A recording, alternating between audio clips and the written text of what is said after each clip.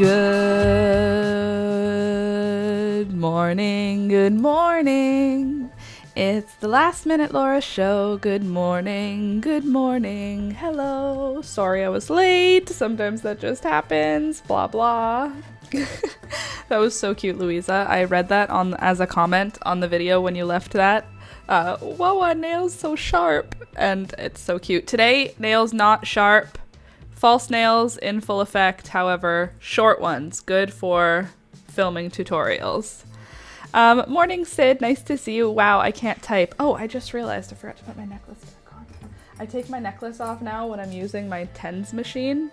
I don't know if it'll actually conduct a shock. Isn't gold No, gold's conductive. I don't know the rules. All I know is that it feels weird to have metal on my neck when I'm using my tens machine, so I take it off, but there we go. Chain back on. Good morning, everyone. Happy, oh, Jesus, almost just lost my coffee. Happy Wednesday, April 30th. It is so close to being May, and Alex keeps reminding me that it's like a week until my birthday, and I keep feeling like that doesn't feel true. Maybe like 2 weeks. 1 week, I don't have enough time to like do or care or like do any planning in order to be like, before my birthday I want to get this done. I feel completely unmotivated. I feel like my birthday is like sometime distant in the future, but my birthday marks the beginning of like a chaotic May. Like everything is calm up until when my birthday happens, and then Alex and my's life kind of goes into free fall for like a month because I'm going up to visit family right after my first of all, it's like birthday, massage the next day, visit family the next day, return 4 days later, have 4 days at home, 5 days at home, 6 days at home, go back for... Rohan, everybody's up here, buddy. We're all up here. Come up and hang out with us. There's nothing down there for you. Come on. He goes and then he forgets why he was in there, and then he's like alone. He's like lonely right now. He's yelling because he's lonely. Just come back upstairs and he'll be fine. He'll come upstairs and then he'll find somewhere and lie down. He's a little bit emotionally needy. Come on, Rohan. We all want you here. We all love you and appreciate you. Come on, buddy. He just needs a little push sometimes. Then he'll come and he'll be so social. Or if you don't talk to him, he'll just do that yowling meow until somebody goes and checks that he's not lonely. Anyway, yeah, so then we go back up there's this thing there in Ottawa called the Great Glebe Garage Sale, and Alex and I have missed a couple of years of it, but it's like this whole neighborhood of kind of uppity rich people. They all have a garage sale on the same day, and you can find like the craziest cool stuff. Also, all the churches in the area, and since it's like an uppity area, there's like a whole bunch of 100 years old churches in that area. So there's always like amazing book sales where it's like 5 books for 25 cents. Like it's just like old school garage sale prices. But we've also found like beautiful pottery there before. I found fabric and like dishes. I think we found one of our first office chairs there when we lived in Ottawa. It's like one of those garage sales that's like, it's a whole event. The whole community gets involved. All the restaurants in the neighborhood. It's like probably 10 blocks by 5 blocks is the amount of space, but it's all centered on like Bank Street in Ottawa, this main street. And there's this like 10 blocks of Bank Street, and then it's like 2 blocks out from Bank Street in that rectangle. It's amazing. It's the most amazing garage sale. Usually every single person in Ottawa is there. It's like the who's who of hipsters, and when you go there will be like tons of dogs. There will be vendors selling hot dogs. It's like a whole fair now. All the restaurants in the area, they bring their stuff outside so that it's like outside of the front of the restaurant. All of the stores on Bank Street put their stuff outside, so it's like this whole market. It's so much fun. Anyway, we missed a couple of years I think we've missed 2 years. Maybe we've only missed 1. But either way, it's too many. 1 or 2 years is too many years. So we want to go this year, and that's all well and good. I'm just turning my mic down a bit. I see I keep hitting red, so I feel like that means that it's getting a little loud there. Anyway, we're gonna go this year because we've missed it, but then Alex and his mom are gonna come back with us, stay here for a night, and then Alex is gonna go away for 10 days, or 10 days, 11 days, 9 days. It's like 2 weeks somehow. So May is basically going to be just chaotic as of next week. So yesterday I kind of did a bad thing. I should have been working really hard yesterday, but I was feeling so unmotivated that I took a nap. I spent time outside gardening. I cleaned up this room really well. Like, I removed one of my shelves and I put a whole box of stuff into storage, just stuff I'm not going to be using for the next like 2 or 3 months. You know, like, I looked at everything and I was like, I'm like pretty sure I'm not going to need this for the next 3 months. So I put it in a box and put it away. And then I organized all my makeup and stuff. I just sorted everything, organized it, and put it away into like a good spot. Oh my god, helicopter. Probably going to the hospital. We don't have like helicopters pass by unless they're dropping someone at one of the local hospitals. Sometimes organizing is necessary. It was totally necessary. I was able to, first of all, remove a full like moving box full of just, it's mostly supplies, you know, like fabric, or I don't know. I honestly don't know. The box is closed now, and so all of that stuff ceases to exist. This is a problem. I love my things, but if they go into a box, like, that box could go into storage for a year, and I'll open it and it'll be like Christmas Day. All the stuff inside, I love it. But it could go into storage right now. I'm saying I'm not gonna need it for 3 months. It might go into storage for a year because I'll just forget it exists. And then when Alex and I move, I'll find it and open it and go, oh my gosh, look at all this cool stuff. So I feel kind of like this and that about my things, because I know I love them, but do I really need most of them? But like, I do. And then Alex is so enabling, because he's like, no, you absolutely need them. You always go back to those crafts. I'm like, I know, but also like, it's a bit much, you know? Let me see. So we're losing some stream days in the upcoming time. Yeah, we're probably going to be losing some stream days, and if I'm honest, probably some tutorials also. I just feel like I'm going to be pretty chaotic, and I felt super guilty yesterday for sort of screwing off and just sort of playing hooky. I didn't really work yesterday. I maybe did like 2 hours of work in the whole day, and that's like not really good enough considering like the chaos that's about to come for me. So just based on that motivation crash I had yesterday, I feel like I might not get tutorials out on time in May. I just feel like May is going to be a rough month for content. But June is going to be a completely normal month for me. Like, it's going to be chaotic because Alex will be away for part of it. But I don't think there's anything happening in June. So I think June is going to be a completely normal month. I think May is going to feel mostly normal for you guys. I think for me, I'm just going to be running around like a chicken with my head cut off. Let me look at what May actually looks like and see what it means for like missing videos or streams. If I can see the whole thing.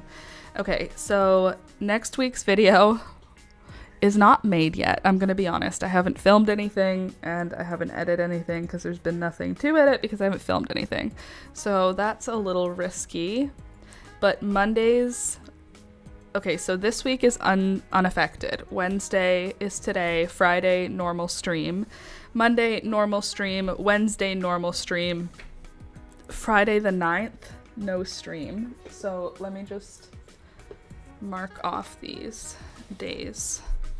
Friday the 9th, no stream. And then we come back Monday the 12th, normal stream. Wednesday the 14th, normal stream. Friday the 16th, normal stream. And then Monday the 19th, normal stream. And Wednesday the 21st, normal stream. Then I'm gonna miss Friday the 23rd. So far it's 2 Fridays in May. There will be no stream. And then I will come back, yes, and then Monday normal, Wednesday normal, Friday normal. Okay, so just the only thing you guys are gonna feel missing is Friday's live streams on May 9th and May 23rd. Otherwise, everything else should be normal. There is a possibility, though, that because I'm away those 2 chunks of time, like there's like 2 4-day periods where I'm just not going to be here. That means the following week's video probably won't be here. So it's like if I'm gone, so hold on. The 9th, no stream, might mean the 13th, no video. And then the 23rd, no stream, might mean the 27th, no video. So there might be 2 videos missing. There might not. But overall, the only things that'll be like actually missing is me for 2 Friday streams of May. And then June will go back to completely normal for me. Back to normal work, normal stuff. So the only work I actually got done yesterday was designing a granny square for an upcoming project. I want to make a bucket hat for myself.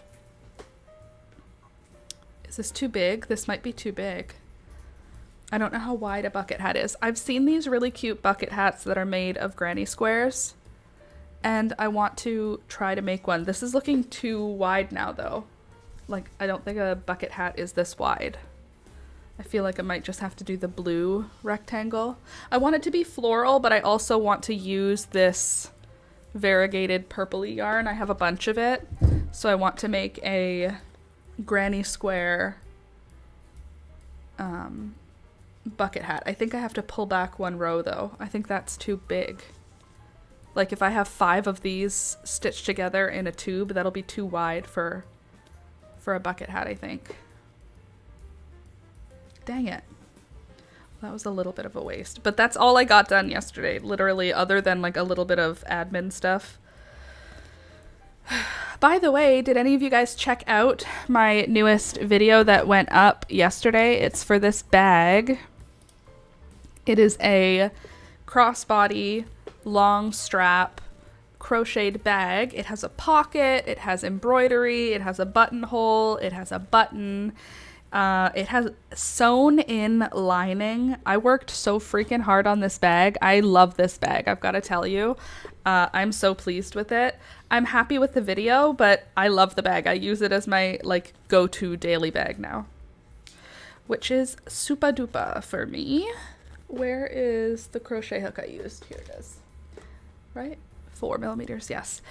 Anyway, the bag is amazing. I will show it to you in a little while. I forgot to bring it out because I'm thinking about this crochet right now.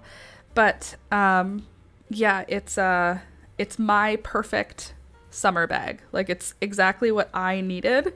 I don't know if it's what anyone else needs in a bag. Like, I don't know if anyone else wants exactly that crocheted bag, but I filmed it. So feel free to check that out. And if you have checked it out, then don't forget to click the thumbs up button on it and share it with your communities if you have other communities, because I worked really hard on the video. And it's like an hour-long video, which, if you understand me with my editing, if a video is an hour... Sorry, I'm trying to move this. Oh, you can't. I'm not tilted down enough. Sorry, I wanted you to be able to see what I'm crocheting. Maybe I'll move back a little bit so that my crochet kind of shows up. I'm a little far now, though. Oh, well. There. And then I can come over here a bit. Good morning, Candy. There. Now you can see what I'm crocheting without me getting the second camera out just yet, because I have to upload photos onto Discord still, so... Anyway, I'm just working on this granny square because I want to make a bucket hat. So anyway, yesterday was a total bust for me. Work-wise, I feel like I totally slacked off, and that will screw my organization up. What's going on in the chat this morning?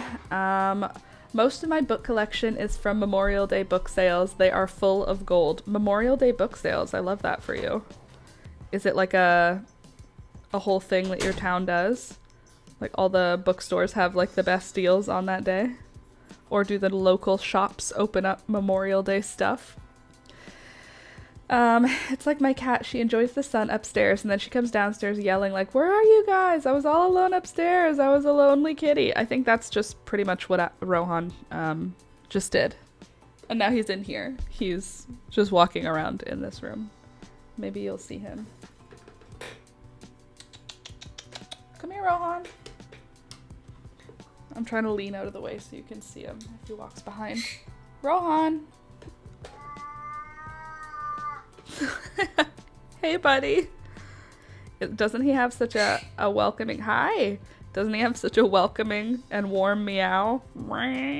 He's got the most awful meow of any cat I've ever had. All of my friends' cats, my parents' cats, anybody in my family's cats, none of them have a meow the way Rohan's meow sounds. His is so... He just sounds grouchy. He's not. That's just what he sounds like. I was saying that same thing to my dad the last time we were hanging out, and he was like, "No," because I was telling my brother about Rohan, and my dad was like, No, he's such a sweet kitty. He just likes to talk. He's just got such a nice talking voice." My dad. I was like, I mean, is that what you would call it if it was happening for hours of the day? What is it? You can't go in there. That's Alex's office. You've not been invited, Rohan. Yeah, anyway, Rohan gets lonely. Yes, he doesn't understand you, Beelzebub. When you talk to him, he doesn't hear the words. Rohan, I'm in here with you. Just come over here and sit with me. It's okay. The drama, for real. Anyway, good morning, Candy. Good morning, Marina. Good morning, Louisa. Good morning, Sid. Nice to see you all. Good morning, Candace. Good morning. Okay, good morning, everybody. Nice to see you all. Welcome, welcome. I hope your morning is going nice and chill.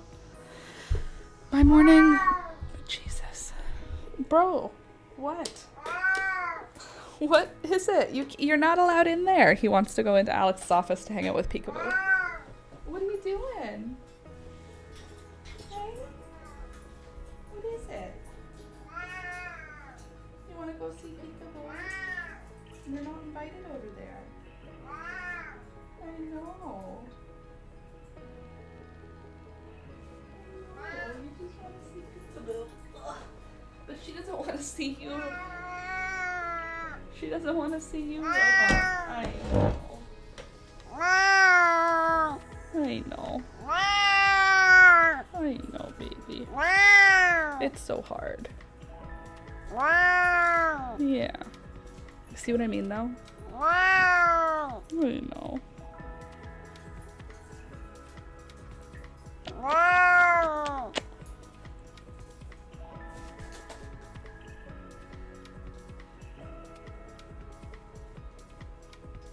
Such a baby. He is. You whiny? You want to go sit in your tree? Beelzebub, leave him alone. Go, buddy. Just sit down. Just chill. There you go. Yeah, good bird. Kiss. Thank you. Can I kiss? Thank you. Can I kiss? Thank you, baby. Okay, Rohan, you stay here, okay? Everybody just chill. Everybody just chill. Jesus. His yowling made him climb right up into my lap. Well, Rohan, he's just a little bit of a drama queen, okay? And that's fine with me. I accept him as he is. However, My dad being like, no, his meow is nice. He's just talkative. I'm like, no, he's got a crazy meow. Pickle says, hi, Rohan. Hi, baby. Hi. He's sitting right under my desk looking at me right now. Hi, bud. How doing? Come here. How about a pen? I know you like these.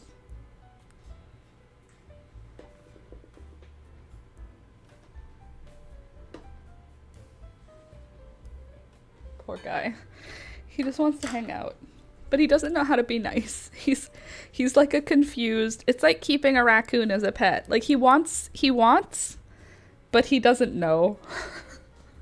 He's like, let me hang out with you. But I also really don't know how I want to be hanging out with you. His voice is very a lot. Big drama. But pretty in patheticness. I feel like it's cute if you're just seeing him once in a while. Like, my dad sees him when he's visiting to, like, feed the cats and the birds for me when we're away. That is a really good ponytail there, Laura. Anyway, so he only sees him in small chunks. And my dad's cat is like, oh my god, his meow is, like, the most beautiful, like, meow, meow. It's like this friendly, beautiful sound. And... so he hears Rohan and it's silly, you know? Oh, what a silly sounding cat. He's lying down under my desk now. What a silly sounding cat. So cute. Okay, bye-bye. Whereas, like, that's our cat. And Peekaboo has such a nice meow. And we thought, like, CJ had a loud talking voice. Like, CJ was such a talky cat. Oh my god, CJ sounded like a prince. Like, a gentle floral prince in comparison to Rohan. Rohan sounds like... he's ready for battle all the time. He's a big drama boy. He just left from under my desk. Don't know where he went. Probably back to the door to go sniff and see if Peekaboo wants to be friends. He doesn't know how to be polite is the problem. He's like, nothing's wrong with him. He just doesn't know the rules and he doesn't know manners. He's never had to know them. So... he doesn't know when his voice should be like a normal level. He doesn't know how to politely come up to Peekaboo. Like, ew, did you hear that? Meow. That's just what his voice sounds like. Old soul voice in a childish body. Literally, his voice is from a time when he had to live through hardship. He has never lived through anything. Look at this cat, just wandering around. He's literally like, he's always been loved. And yet, he sounds like he's just been through it. Anyway, that's my fun drama. I'm trying to find the right size for this granny square. I need to make granny squares that is the right height for the size of a bucket hat. So, like, I think that should be short enough. Because the bucket hat comes off before your ears. So it should be, like, from here to here. And this is like maybe a little wider, but I think that'll be okay. I want to try and make a bucket hat out of granny squares, but I wanted the granny squares to have a flower, not just a regular granny square. So for this tutorial that I have planned, I am going to be teaching a new granny square and a project. Should I make that into just 2 tutorials? Like the first one, how to do a flower granny square, and then the second one, how to turn a flower granny square into a bucket hat. It'll shorten both. I don't know which tutorials are like actually better. My long ones tend to get lots of views, but like my short ones will be more useful. So, yesterday was beautiful, 24 degrees Celsius. I spent a bunch of time outside in the garden. I planted so many seeds, like literally I planted so many seeds yesterday, and I took pictures this morning of all the stuff that's coming up. Can we just take a break from crochet and talk about the garden? Because seriously, the garden looks so cool and I'm so excited about what's growing because it's all growing all the time. I'm just gonna show you all the pictures I took this morning. And then we can, did I do the peony? Okay. Then we can go through them and you can see all the stuff that's coming up and how much everything's growing. Like the perennials seem to double in size every couple of days. We did get some rain yesterday, which was awesome. I was very much looking forward to getting some rain. Okay, I think that's, I can't remember where I started. All my pictures in my phone right now are of the garden, so I don't even know. Okay, hold on a sec.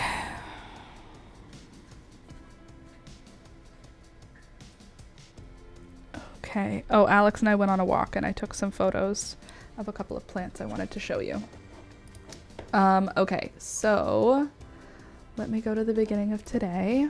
Let's go into Discord. There we are. And let me move me over here a little. That's good. Then we can move this a little. Bada bing, bada boom. No problem. Okay, so I took a couple of pictures just to kind of give you an idea of what the backyard is looking like. And right now it looks empty, but it's not. It's very much not empty. So if you look in each of these pots, there's a bunch of little seedlings coming up. There's a bunch going on. They're just quiet. They're just starting at a slow rate of speed. This is another angle of the same thing. You can see the top of my shade garden in this one. Over there. The very top corner is my shade garden. And yeah, that's what's going on. Again, here we go. It looks empty, but if we zoom in, you see all those seedlings. You see all that stuff going on in this picture. There's actually tons of stuff going on. We're on our way, people. This is my 5-foot garden bed. So it's a 5-foot across circle. And it's 2 feet tall and 5 feet across. So it's a pretty good sized raised bed. It's a fabric bag. Last year it grew with kind of crappy soil. This year it's got a lot better soil because it has all the soil from last year that has finally broken down. It was kind of crappy compost, so the compost wasn't finished, so it's finished now, so it's good soil now. And then I topped it off with manure and compost and topsoil mixed in, and now I'm going to be fertilizing every couple of weeks. But that bed now has 3 trellises on it, and the trellises are like 4 feet high. They're 5 feet, but I put them in the ground about a foot, so about 4 feet high. They are as tall as the railing that you see in the bottom of the photo here. That's like the railing of our back patio porch thing. And the green trellises are the same height as that. So I'm hoping that the sweet peas will grow up the trellis, come over to the railing, and then grow around the railing. That's the hope. Underneath all the plants you can see on underneath these trellises, they're all sweet peas. And now here's what the back garden sort of looks like at a glance. We've got the stuff that's going to have high light is from the low side here. The lower, medium and lower light is everything up here and beyond. And you can see our little hammock and our little eating spot. I need to plant peas and spinach this week, but it was 84 Fahrenheit here yesterday. Too hot for April or May. That is super hot for this time of year. We're having a cold snap today. It's actually only 4 degrees Celsius outside right now.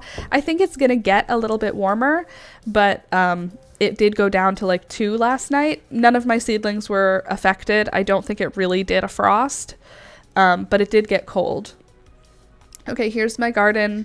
If I'm coming out of my patio area, going down into the backyard. Yes, I know it looks super high class with the way that the tiles are coming apart, but I live in a rental and I am not fixing. They put indoor tiles outside. Like, this is like a death trap in the winter because those tiles turn to ice. So yes, I know it's stupid. I'm not removing them because some of them are stuck down really well still.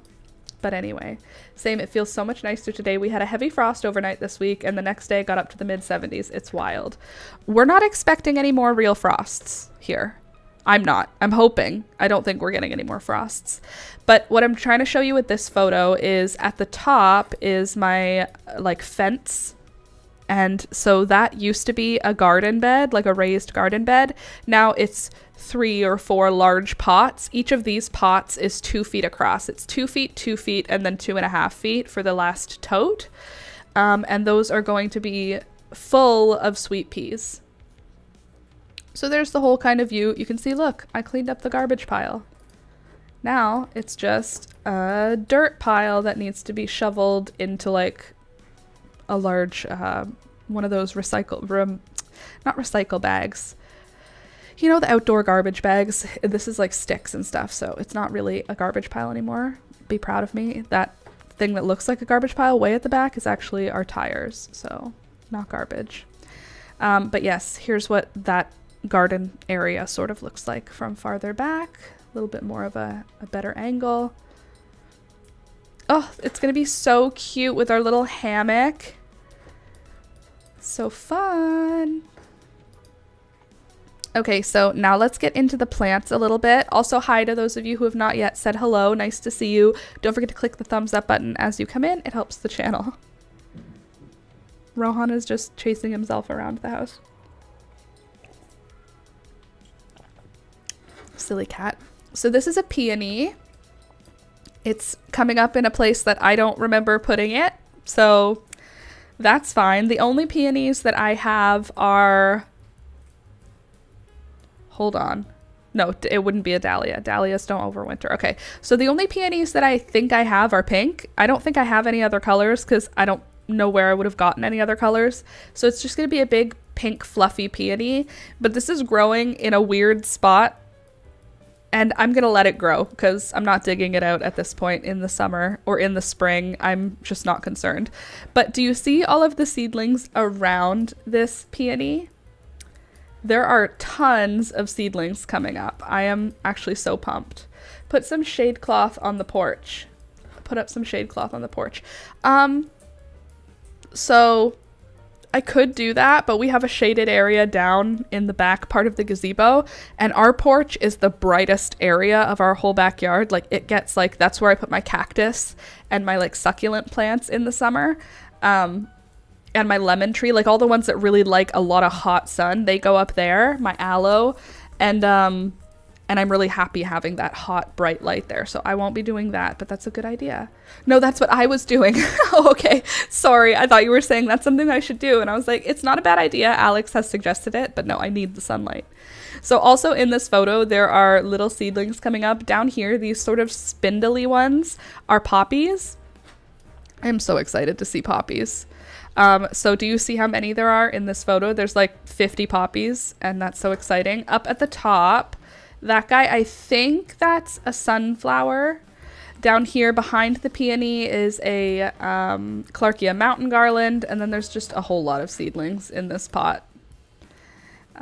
There's the same angle. Oh, these are all the ones that I showed you already. Okay, now let's get into the seedlings. I have a marigold I planted yesterday because we had a crazy windy day yesterday. Like everything blew over, everything blew away, everything blew around.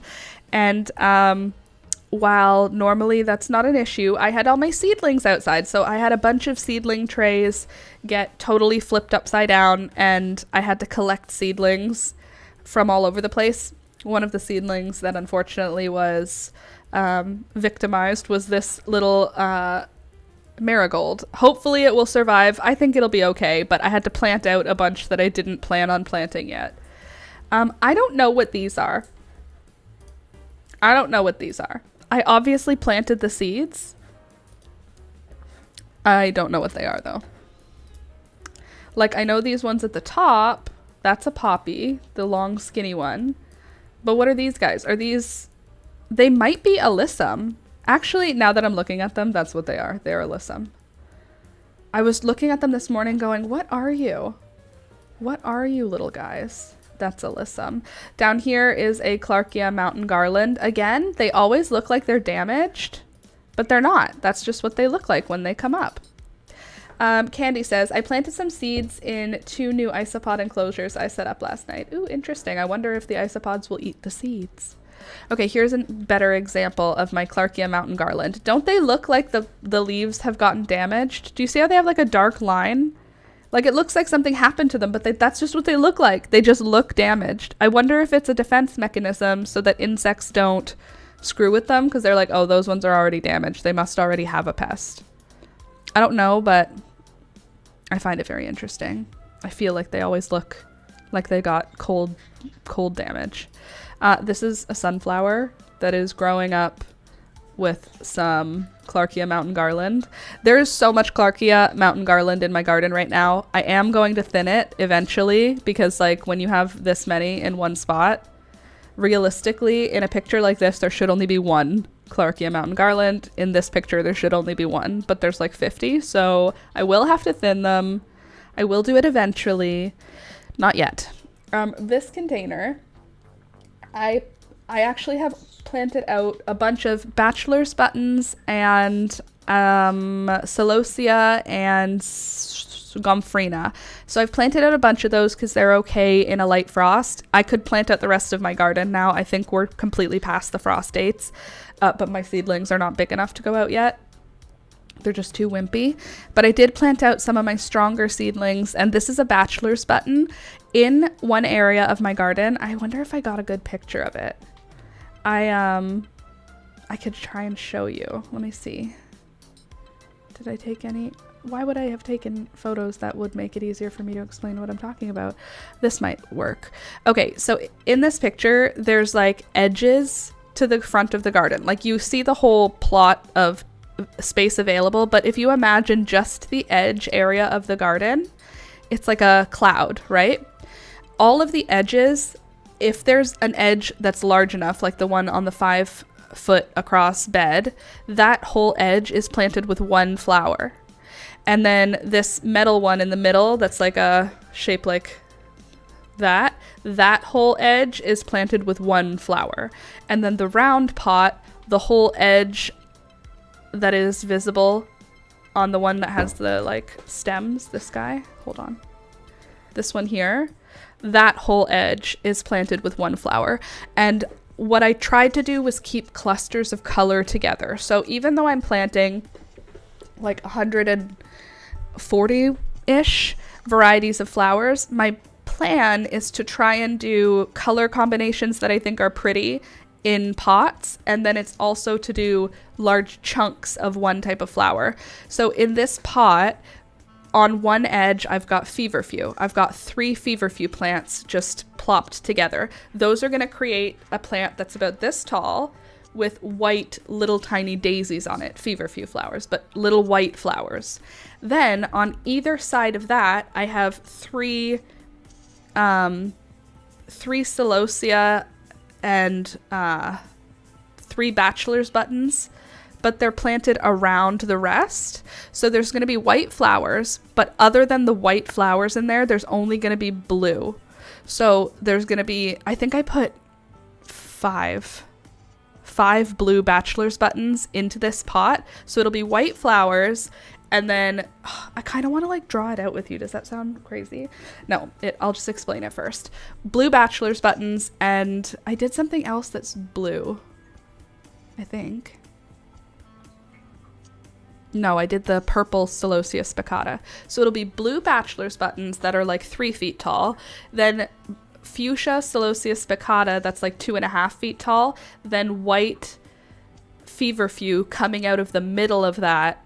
That's about 2 feet tall, white blossoms. So it'll be this like 3 height thing. And then in the middle, there's a sunflower, which I think will be fun.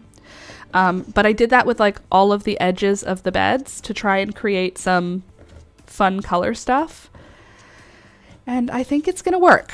And also there's going to be like random stuff everywhere, like poppies, alyssum, and Clarkia mountain garland. Anyway, this is one of those bachelor's buttons areas. This is an interesting thing that happened. This is the cold damage of my, I think, celosia. It's either celosia spicata flamingo or it's purple gomphrena. It could be either one of those, because I didn't label my plants, and they were both planted at the same time in the same tray. So I have two that look kind of similar. One is Celosia, one is Gomphrena. Celosia and Gomphrena are both related to amaranth, so they look similar to an amaranth seedling. Basically, it's just like a lot of my seedlings are going to look the same, and I'll have to wait until they bloom, but I know that they're related, so I'm putting them together when I'm planting them. This is a beautiful, beautiful, beautiful photo, and I just want you to accept how beautiful this photo is. Look at how many sweet peas are getting tall. Look at their little tall little climbing little tendrils getting ready to grab onto the fences and the trellises. So I have a chicken wire fence that goes from the back of the garden up to the top of my railing. And then I have these trellises, and these sweet peas are looking so fantastic. Look at how healthy and green they are. Do you see the sneaky little Clarkia mountain garland trying to sneak in at the bottom? Then there is over here, I believe that's another sunflower. We'll see. Not all the sunflowers are going to be allowed to live. I'm just going to be honest about that with myself. I'm letting them go until I decide I don't want a sunflower there. And then I'm going to just sacrifice them to the gods and add them to the compost. Here are two more. These are either Celosia spicata or Gomphrena. I don't know which one because I didn't label them, but they're doing super awesome outside. I planted these outside a couple of days ago. They went through the cold last night, didn't seem to bother them too much. There is grass growing in this garden bed as well. I've just been pulling it out as I notice it. I didn't even notice the grass in this when I was taking this photo this morning, but I will pull grass later. This is my pansy. Isn't she gorgeous? Isn't this the prettiest pansy you ever saw? Look at how pretty she is. Ugh, the colors are just so nice. She has a little furry throat area. Do you see that furriness? So pretty. I have a couple pansies from the garden center. Look at how pretty she is. She's just so dainty and gorgeous. I mean, it's not dead yet, so that's good. Okay, I just wanted you to see a couple of pictures of my nasturtiums coming up because I shoved hundreds of nasturtium seeds into the ground. I might actually have to sacrifice some of these. I'm not ready to accept that reality yet, so I'm just leaving them all in the ground until it feels like there's too much going on. If that even ever happens. I love nasturtiums. I always plant too many, and I never feel like there's too many at the end of the year. Anyway, in this photo, there's a nasturtium coming up here, there's one there, and then there's 3 here. That's awesome. In this photo, there are 3 nasturtiums coming up out of one space. So I just threw seeds and 3 of them ended up in one spot and they're all germinating together, and I'll probably let all 3 of them go. Like, look at this. I have 3 right by my hand, a 4th over here, and a 5th up here. Beautiful. It's a beautiful thing. Also, something really exciting started happening. My violets are all starting to bloom, and one of my white and blue violets is getting ready to open. And I'm so excited about it because so far the only violets that are open are my purple ones, and they're beautiful. I love my purple violets, but it's pretty exciting when the white ones start opening, because if we could get the white, the blue, the white and blue, the purple, the violet, the white and violet, and the pink all to bloom within the same area of time, it would be so pretty. Loving all the new green life happening. Me too, Candace. Me freaking too. Here's another white and blue or white and purple violet coming. The lilac garden should all be blooming soon. Oh, I can't wait. I love lilacs. Okay, so this is an overview of my perennial bed, or perennial pots, one of them. This is the giant hosta that is coming. It looks so big in comparison to the other ones. Like, if you look in this photo, there's the little hosta, the little white and green one, and then behind it, there's the 2 big chunks. Those leaves are gonna be so awesome. Last year, they were like this big, and they're kind of crinkly and sort of like a matte green, but they had a mottled. Oh, I'm so excited to see them again. It's going to be awesome to see these again.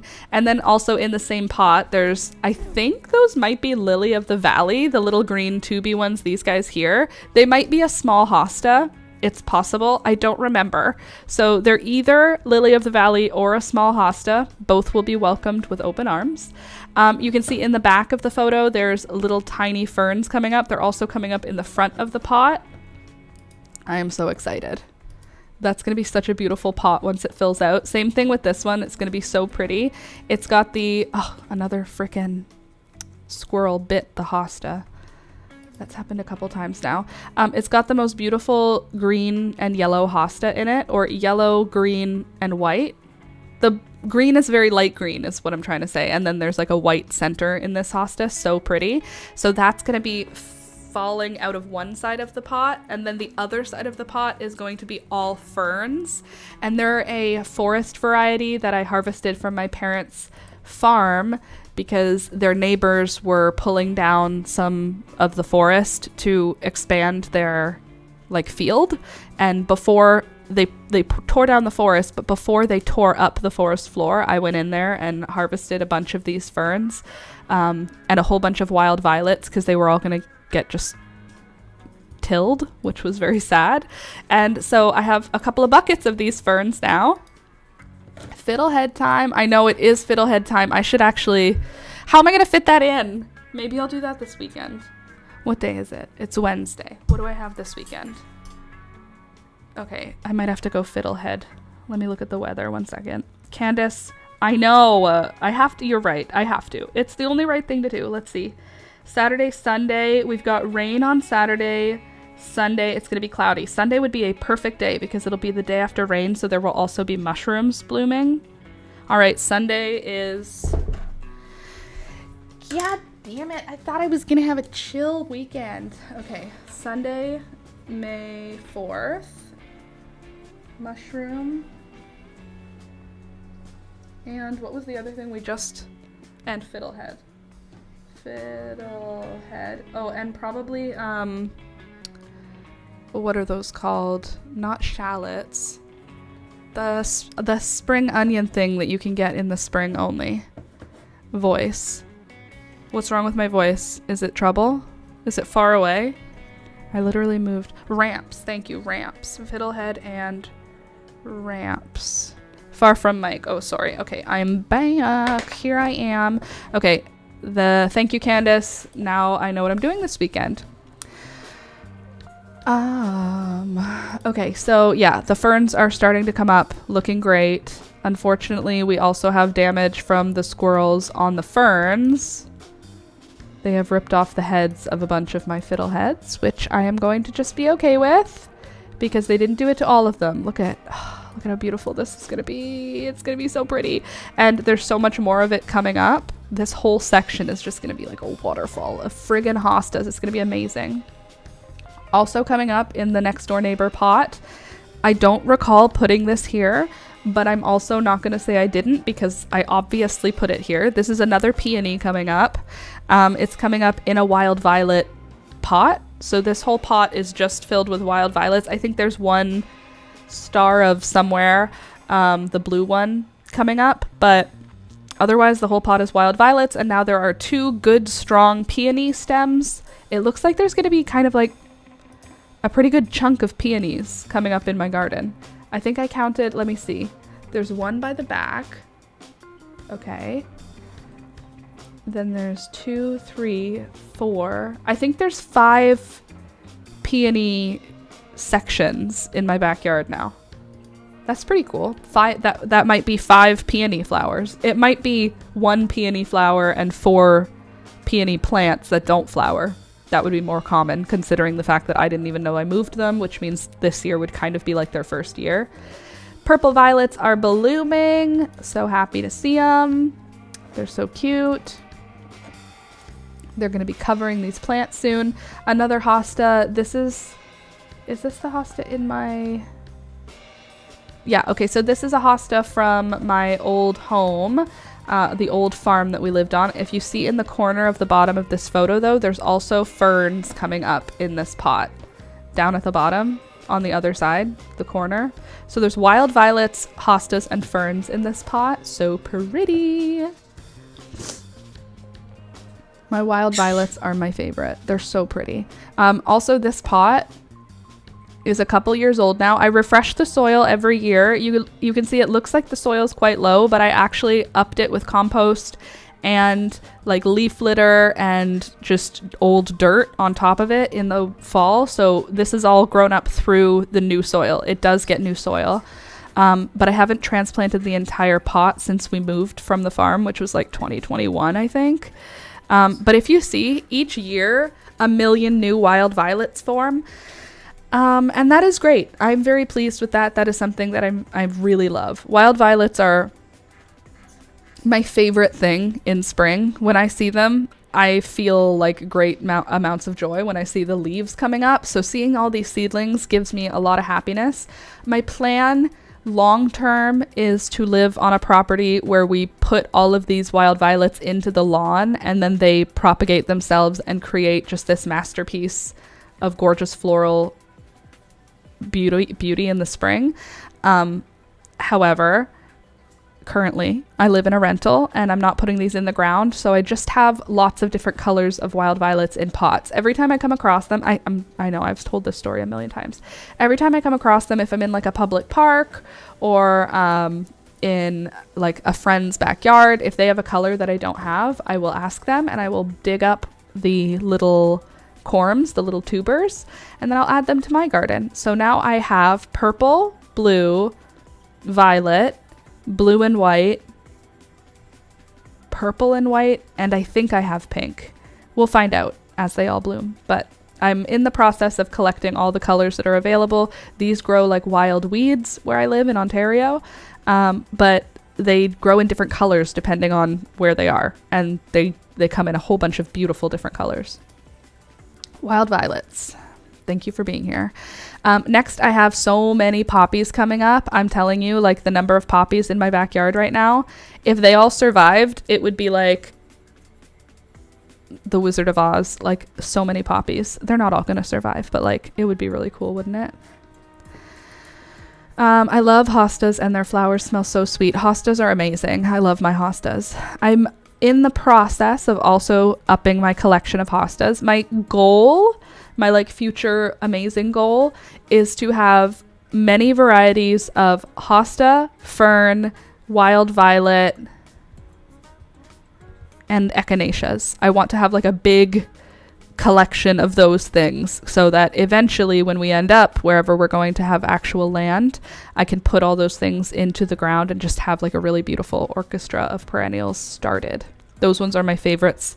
Echinaceas and what's the other one? I do this every time. Rudbeckia. Echinaceas and rudbeckias, and then ferns and hostas, and then just my wild violets. So this is a Clarkia mountain garland again. It looks like this one doesn't have any damage, but those dots are not from bugs. Those are the leaves. I'm telling you, this plant has some kind of science that happens that it makes itself look damaged so that bugs don't bother it. Feverfew is in. Feverfew is growing really well in the garden. I think I've planted out possibly all of my feverfew. I might not have any feverfew left in containers. They might all be in the garden now. And here's another picture that I'm very excited about. This is another trellis in a large pot. This is one of my 2 feet or 2.5 feet, whatever it was. I think it's 2 feet across. In this pot, there are sweet peas, there are nasturtiums, and there are blue? No, I think these are black bachelor's buttons. Back over in the corner over there, and then over in the middle of the trellis. So this is going to be another beautiful, beautiful pot of plants. This is another pot. I just want you to see how it looks like that's nonsense. Like, I understand you see this and you're like, that's just a mess. It's not even planted yet. There's literal garbage. There's a half of a acorn. There's like there's a flower that must have fallen from one of the trees because of the wind. But no, all of those are purposeful baby plants. There's little poppies, the little ones that look like this. Those are poppies. Down here, I think all of this is Sweet Alyssum. Some of it might be Candy Tuft, but I think it's all Sweet Alyssum. There is a calendula coming up in the middle there. It's gonna be good, I'm telling ya. Here's some sunflowers and some Sweet Alyssum. So the sunflower is this beautiful dark one here. Then there's a sweet pea randomly coming up here.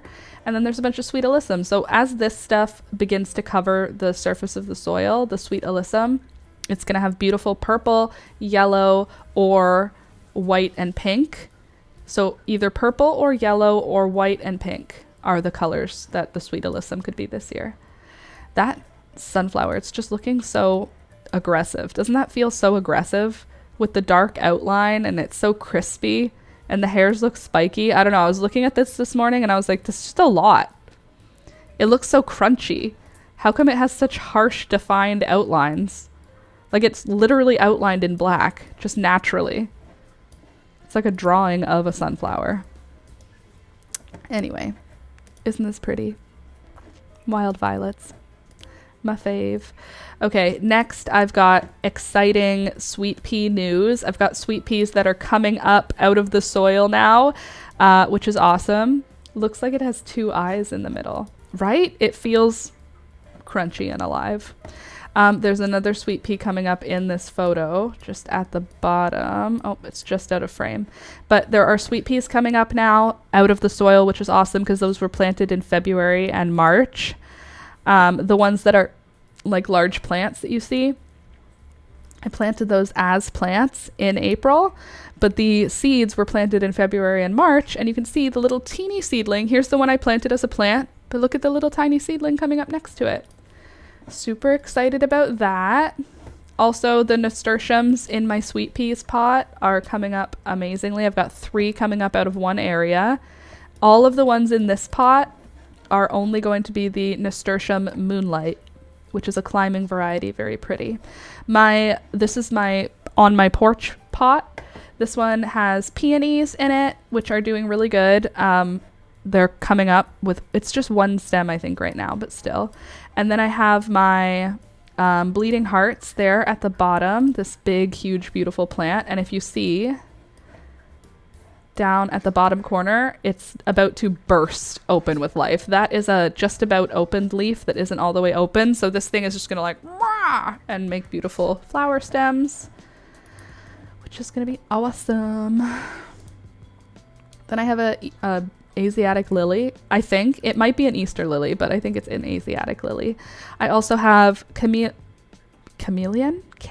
coming up, looking beautiful. I also have some purple dead nettle. I don't remember planting purple dead nettle, but I have it, which makes me very happy. Okay, last thing, Alex and I were on a walk and I saw these flowers growing like wildly over the ground. I don't think these were part of a garden. I think these were just kind of like a ground cover, but aren't they pretty? What is it? I like it. Here next to the highways during summer, it's full of poppies and I love it. Normally the wildflowers are left alone for the good of the bees and other insects. Wild poppies, it's not a life that I live, Louisa. I am jealous of that. For real. Just wild poppies. We don't have wild poppies. We have wild yarrow though. We have white yarrow. It's not very pretty. It just looks like white and green. White Queen Anne's lace. Queen Anne's lace and aster. Queen Anne's lace, aster. What's another one? We have like a couple. We don't have very many pretty options. At least not in my opinion. They're not very pretty. This doesn't feel like it's a square. It's supposed to be a square. This has the right number of stitches, but it just doesn't feel very square. I feel like, how am I even going to block it to be square? It feels like it's going to try and wrinkle. Did I do something wrong? Like, it has the right number of stitches and everything, but do you see how it kind of feels like it's like wider these ways? Sorry, the ADD just got me. And it made me start thinking about my project that I'm supposed to be working on instead of talking about plants. I think that'll be a good height for the bucket hat. Tiger lilies, chicory. Okay, yeah, we have tiger lilies, we have chicory. We have some pretty perennial wildflowers that just grow on the side of the road. Next row should square it better. I can't do another row. This has to be this is it. Because of the size of, it's supposed to be for a bucket hat. Like I have to make like 5 of these or 6 of these to get around a bucket hat. Damn, I want to grow chicory. For real? Well, come here. It grows in a huge supply. It is very, very accessible here. That is for sure. It grows like in any waste space, any construction site, you know, like where they just park the construction vehicles and leave it for a year for no reason after digging it all up. Those areas where I live are entirely taken over with chicory before they start up construction again. Where else do I see a lot of chicory? At my parents' farm, for sure. On the edges of the roads, on the edges of the highways. Yeah, it likes disturbed area. Same as purslane. Yeah, purslane, same thing. Areas that have been screwed around with but then left alone. So like my parents made that pear orchard that had like dying pear trees or dead pear trees. They had something happen where a bunch of their, it was plum trees, that's right. A bunch of their plum trees got plum black rot. They all got some illness and died, but this all happened like 25 years ago. So the plants have been dead for a decade, but they were just left there. So my parents had a guy take them all out and then turn over the area to make a field, but they left it. They didn't do anything to it for the first couple of years.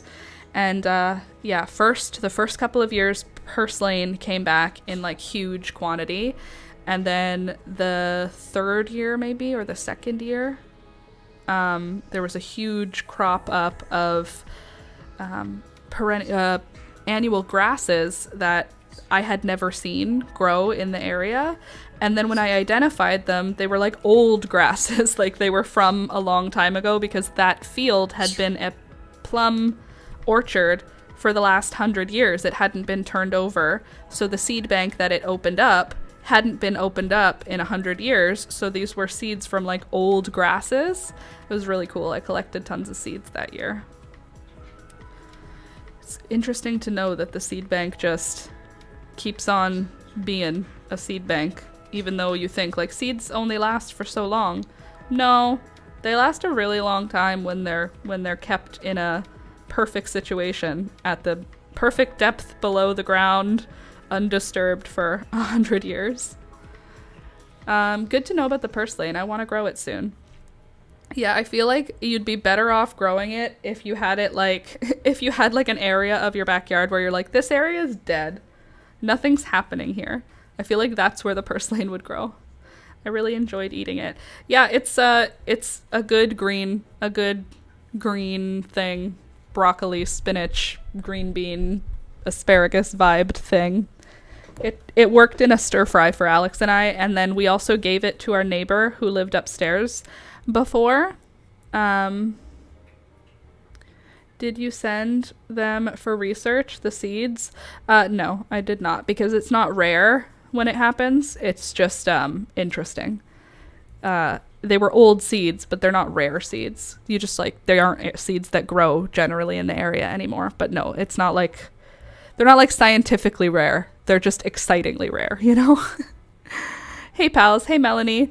But what was I going to say? Oh yeah, purslane. I brought some to our neighbors when we had neighbors upstairs who were from, where were they from? Anyway, the mom made a really delicious salad with the purslane. It had like purslane and maybe it had parsley. I think it had celery. It had a bunch of weird things in it and it was really tasty. How you doing, Melanie? I've got to get to 12. 1 second here. 1, 2, 3, 4, 5, 6, 7, 8, 9, 10, 11, and 12. So yeah, they're not like extinct. It's just that they are native plants, Louisa. And a lot of the dead spaces in where we live has been put non-native plants, like non-native grasses, like what people use for their lawns or what people use for their decoration. Like people put pampas grass in, which is like a beautiful grass, but it's also super invasive, or bamboo. So these ones are native plants, so they're not invasive. And also, well, I guess they would be invasive, but they're native, so they're not. They might be invasive somewhere else, is what I'm trying to say. Words are hard. Anyway, so because of that, because the invasive new plants that were used for other stuff took over the wild area, these natives kind of got outcompeted. So they're not they're not extinct. They're just not competing well. So we don't see them in the same places anymore. Sorry, I'm reading messages at the same time. So yeah, 1 and 2. Morning, everybody. Good morning, Michelle. I haven't tried cooking it yet, just fresh when I forage. But yeah, so anyway, Louisa, the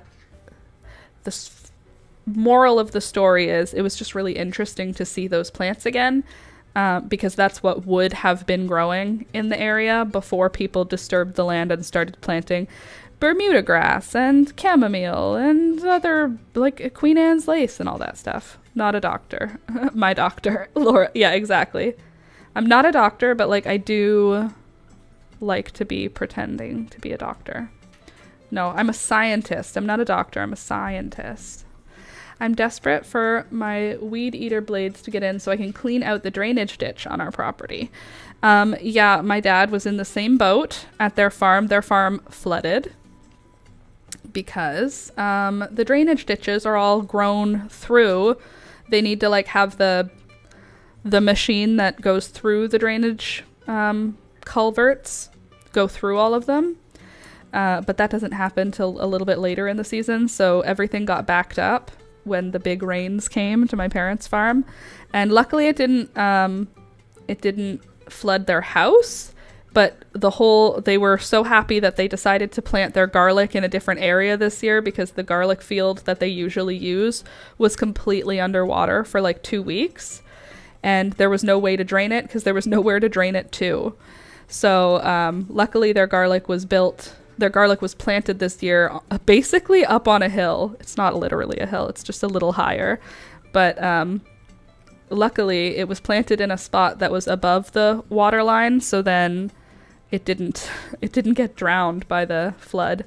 The flood is mostly gone now. It's still at the back of the property, but that flood needs to stick around because that's where the frogs lay their eggs and have their babies. Let's see. It's a very small property, so it's for the whole street, and I want to take good care of it. Yeah, especially if it's for the whole street. Yikes, Michelle said. Totally, it was very yikes. As the flooding kind of got closer and closer to the house, my dad and mom were like, calling the city, being like, are you guys gonna like drain anything earlier? Because it's getting like pretty close. It's like pretty close to the house. And they were like, no, we'll just wait it out. So then my dad's like digging holes and digging trenches to divert away from the house and like putting, not sandbags, but something like that. Something that to me looked like a sandbag. But anyway, didn't flood the house, thank goodness. And now all of the puddles have mostly disappeared, except for the ones at the very far back of the property, which is good, like I said, because that's where the frogs lay their eggs and where the tadpoles sort of start their life. So bada bing, bada boom. All is well. Okay, I've got 3. I'm doing the flower section. Oh, it's hurting my hand though. It's hard. Anywho, thanks for all the hearts. 3, 4.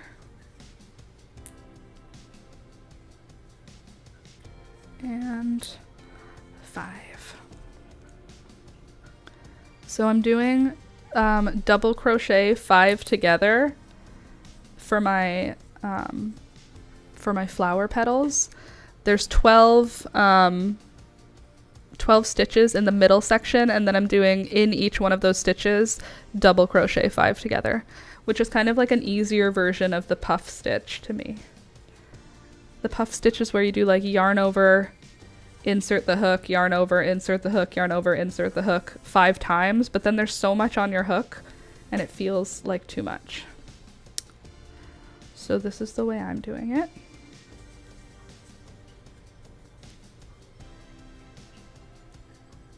One, 2, 3, and 4. One more, 5. I think it's like the squares I made for your sweater. Oh, is it? Well, my sweater is folded, of course.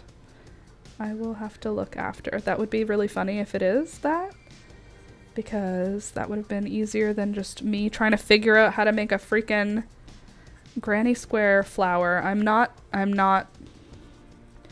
just not a granny square girly. I want to be a granny square girly because I love granny square stuff, but I hate making the same thing multiple times. The idea of making the same granny square enough times to make a blanket out of a granny square sounds horrendous. Even if I switch colors, even if I switch stitches and I do 4 of one granny square and then 4 of a different granny square, I hate the idea so much.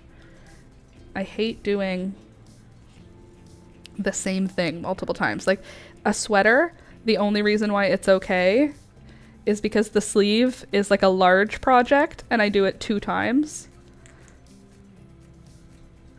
I can't do the same small project this many times. Honestly, working on the second granny square, I'm already like, ugh, I hate it. But I have to do like 6 for this project. 1, 2, 3. I actually haven't designed the project yet. I just have like a vague idea in my head. So that's something else I have to do. I have to like draw out what I'm thinking because I'm following a vague idea in my head, but I don't know if it's actually gonna work because I haven't designed it out. Should we do that? Is that something we should do? Because I'm feeling like maybe it is. So what's everybody else gonna be up to today? I'm gonna be babysitting later. I also have to work. I'm okay with repetition.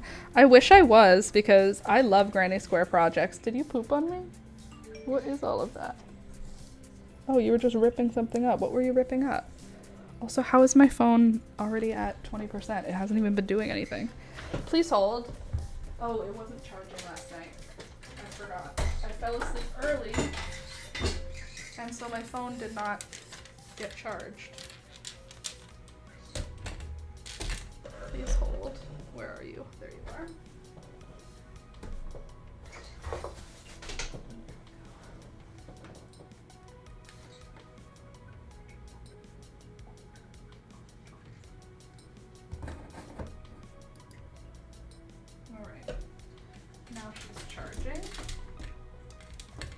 And you know what? I'm gonna take a second here to run to the bathroom and refill my coffee, and I'll be right back. So don't go anywhere, just talk amongst yourselves. I'll turn the music up, click the thumbs up button, and I'll see you in a few.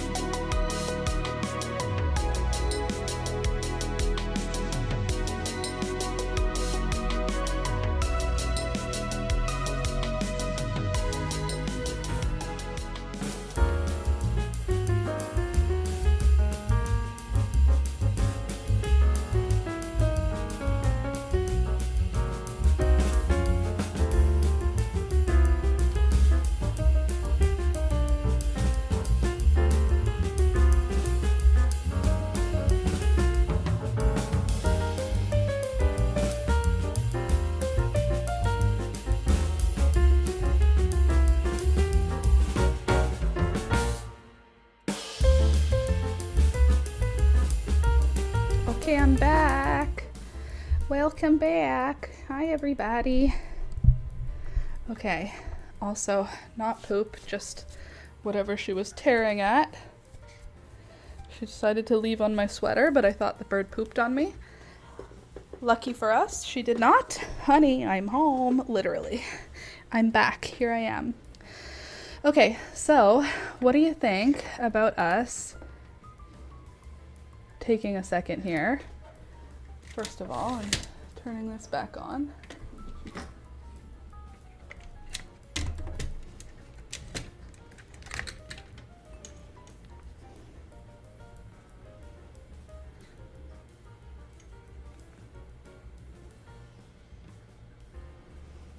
Why are you not on?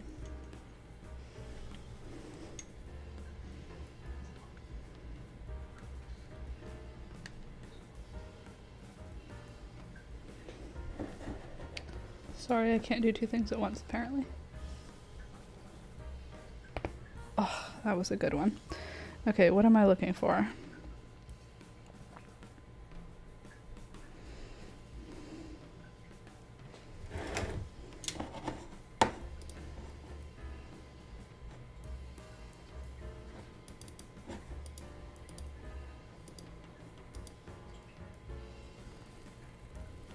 Why are you not working? What did I do?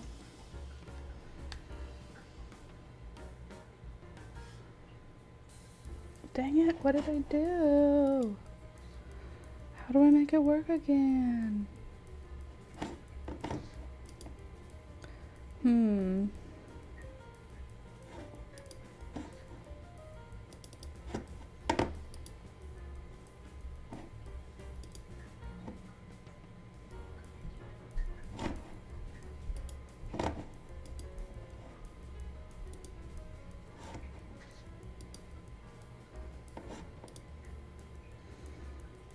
Why are you not working?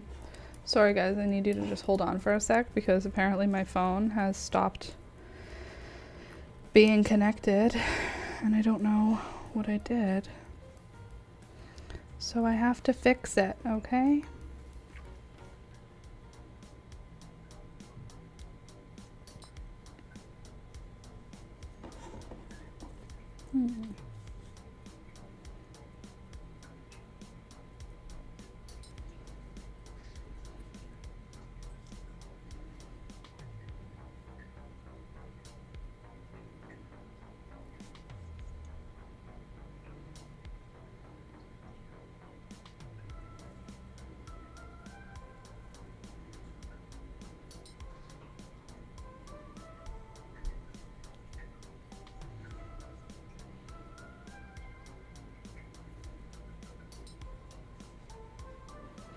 Cool. I guess I can't show you right now while I draw. I guess you guys just have to just hang out with me. I guess you can't have a second shot today. You just have to believe me and I'll show it to you when I'm done, I guess. So, hi. How you doing? I'm good, how are you? I'm good, thanks. How are you?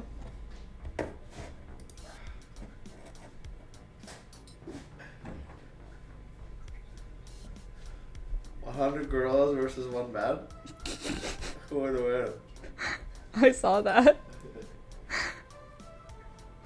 That's a good question. What do you guys think? It's a little early for soup. He's not going for soup. That's a good question, Alex asked. Who would win? 100 gorillas? No, wait. 100 men or one gorilla? Who would win? It's a good question. I don't know the answer to that. Probably 100 men, but also, are the men strong? Are the men capable? Do the men want to fight the gorilla? What's happening with that?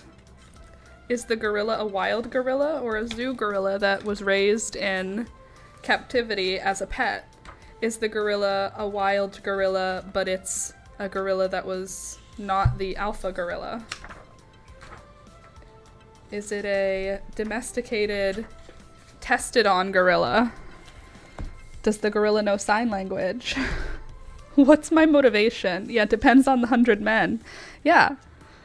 What are they? Are they like 100 losers who are... Losers is not a fair word for them. Are they 100 very wimpy people, or are they 100 like Amazonian fighters? That's not a right word either. Are they 100 MMA fighters? Do they all maintain their energy and motivation? Are they all those 100 of those ultra marathon people? But also, like, it's true, if 100 people are running at one gorilla, right? Like, a few are gonna get hurt. So are all of them as motivated through the entire thing? Because if you are number 50 out of 100 men going towards the gorilla, you're gonna see a few people get really, like, fucked up by a gorilla. Yeah. Are you gonna maintain, like, I don't care, we're gonna get it? Or are you gonna be like, I'm gonna... Use them as a shield. Right? I don't know. Hunger Games style. Hunger Games style. Okay, so what I want to be doing is making a bucket hat. So we know the general shape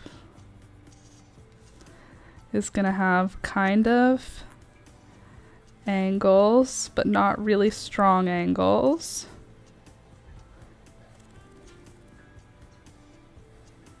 Right?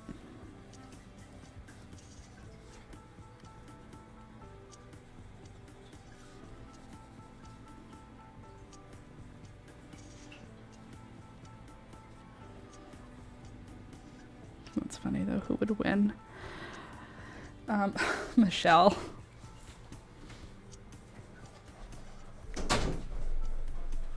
Thanks for that little conversation, Alex. Oh, NP. Very high quality conversation. Okay, so if we're... Good. High quality. That's you.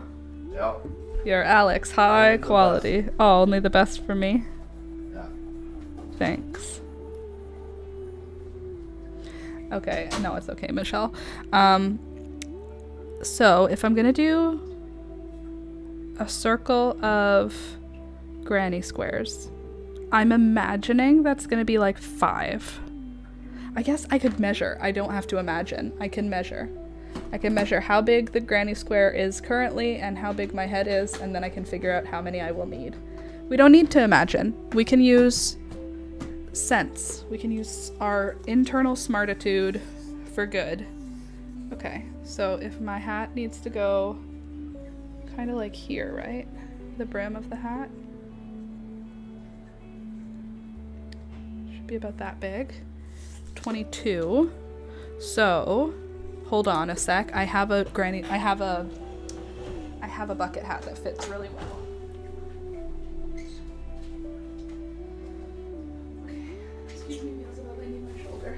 Thank you. Okay, so I actually have 2 bucket hats that I really like to base it off of. This one fits perfectly, but it's bright orange and it says "Make it a good day," which is unfortunately, it's not unfortunate. It is part of a cannabis company marketing thing, so I'm not super into wearing like marketing products. I like wearing my own stuff, but my hat, okay, well, I've got a ponytail in right now, but this one generally fits me really well. Like, I'm comfortable in it when I'm not wearing a ponytail.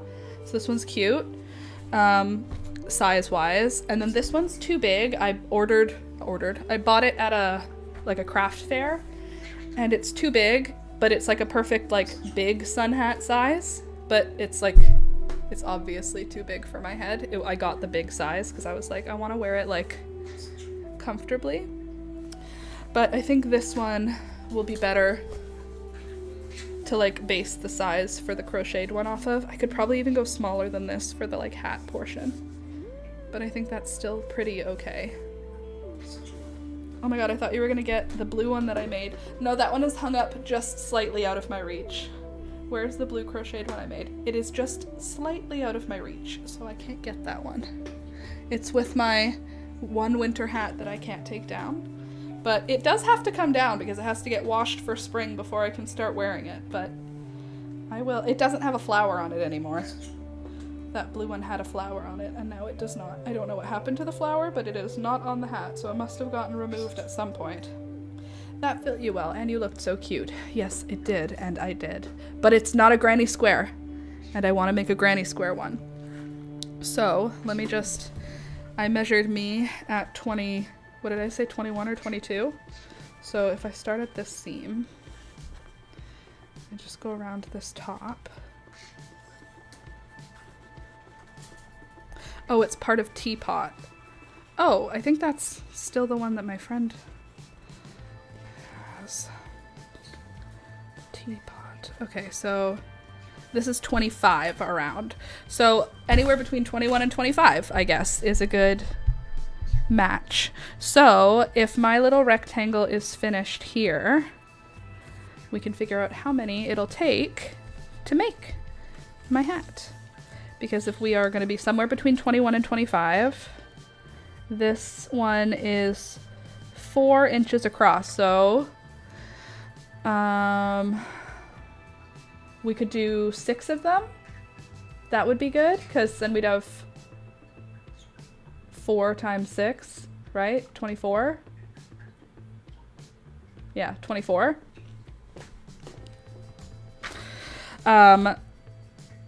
Which is a little big, but I think that's okay because we'll stitch it together, which will probably lose us a centimeter, bringing us to like maybe 2 centimeters to 22, which will be closer to what we want. Okay, so I need 6 of them. That's cool. So if this is gonna show half of the hat, sorry, I'm thinking, so you just have to be patient with me for a minute here while I figure out how I'm gonna make this happen. Okay, so we have a square. I feel like I want granny squares in my life more. I feel like I haven't been having enough granny squares in my life, you know? And then we have a circle.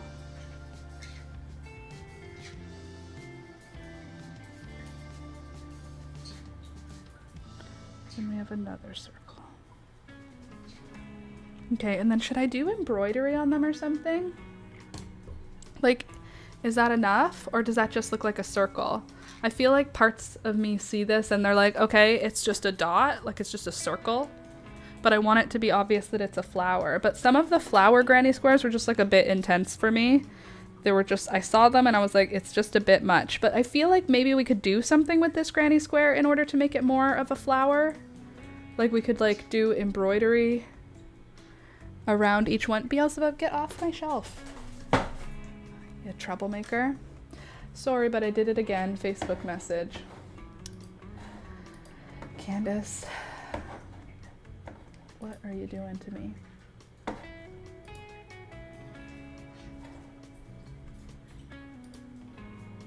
Stop.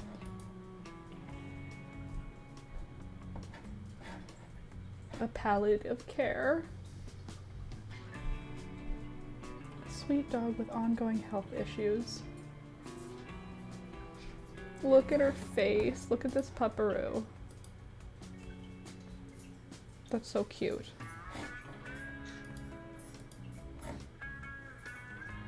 What's her name? Brie. She looks like a brie. She looks like she's made of cheese. So cute. Candace, you are bad for me.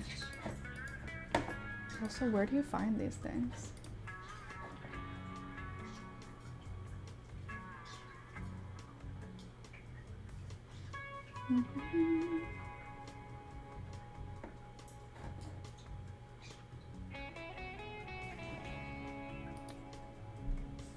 Sorry, one sec.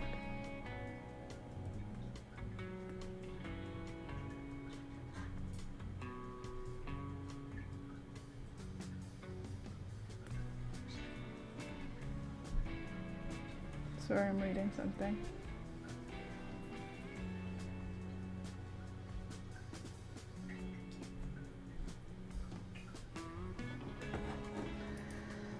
No fee.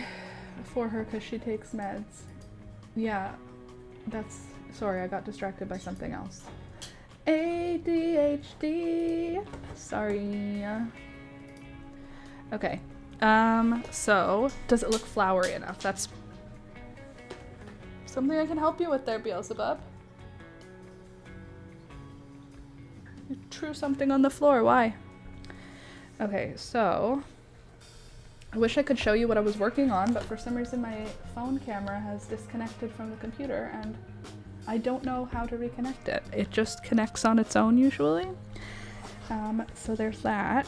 But until then, let's have fun just chit-chatting together. Oops. As I figure out a pattern here. So if that's that, I feel like I could just cut this apart and use it as a pattern. It's stitched together in such a way that it looks like it would be very easy to do that. Is that a dumb idea? Look at how easy the stitches are to come apart.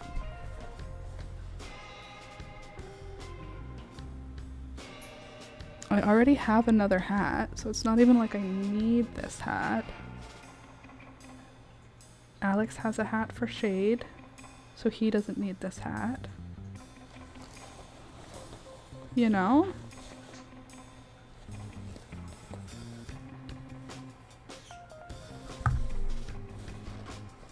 Because then I would have a perfect pattern. If you're never gonna wear it, rip it. I'm never gonna wear it. It scares the birds.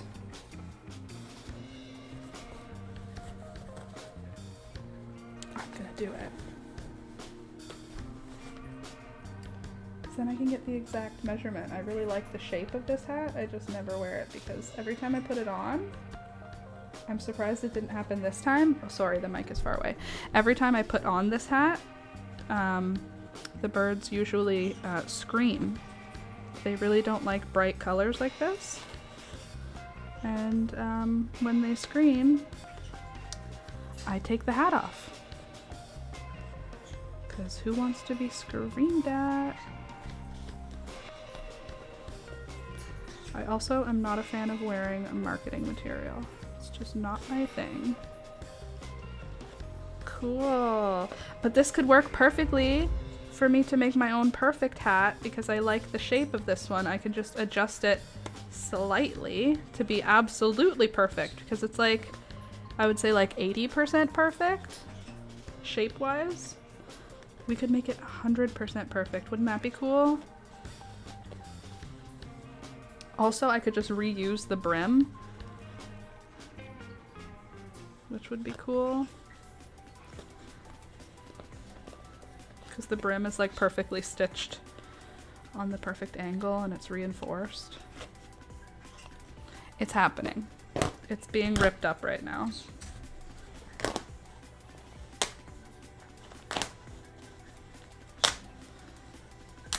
There. Brim. Ripped out. How about this? Did it rip any of the stitching? No, it did not. Cool. Oh, I love that. Thought I was gonna have to stitch, seam rip it.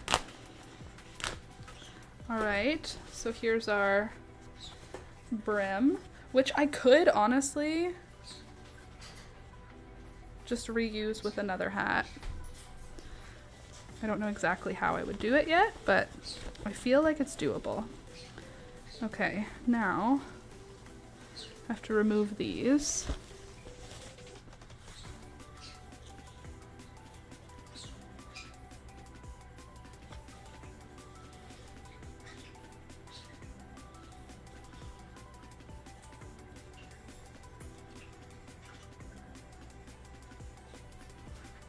Okay. It's happening. Oh, this is like a really nicely made hat though. As I'm pulling it apart, I'm like, that looks so nice. They did really nice finishing work.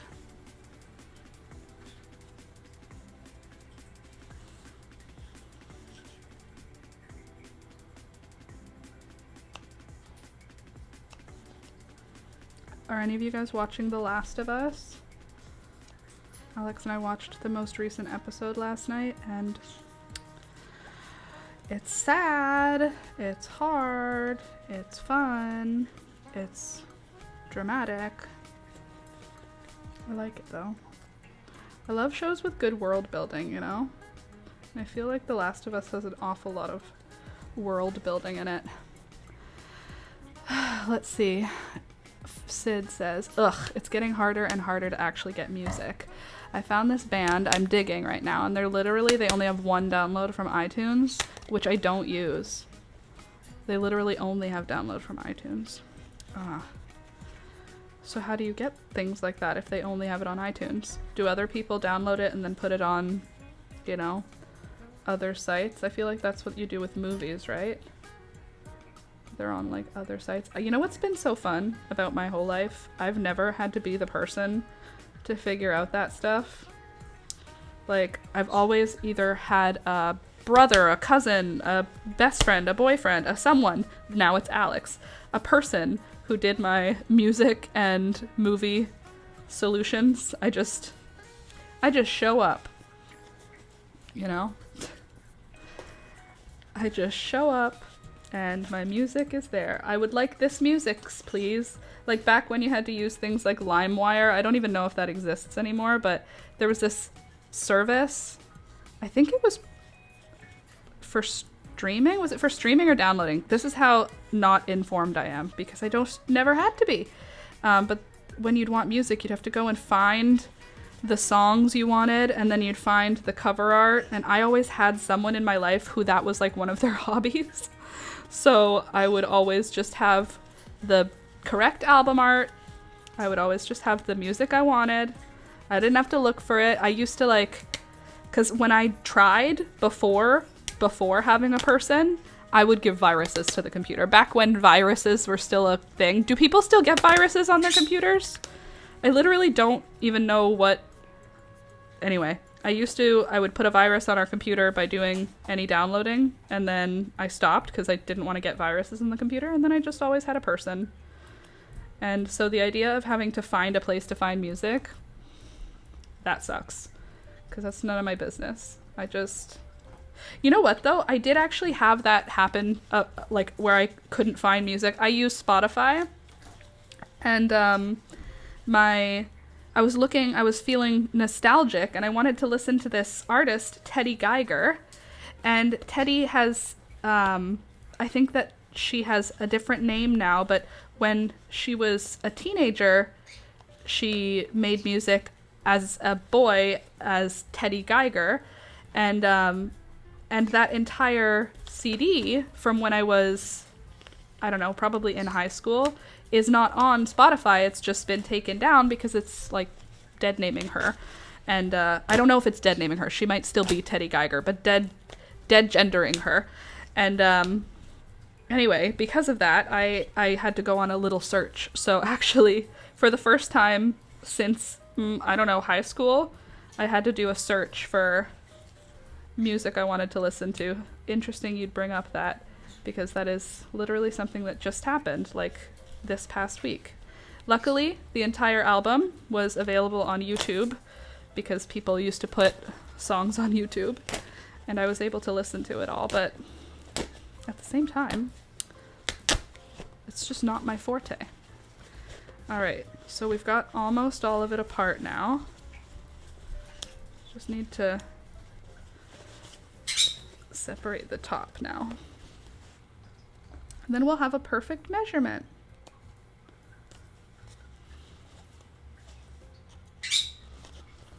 Gary, all is well. You're fine, bud. I promise. You're safe.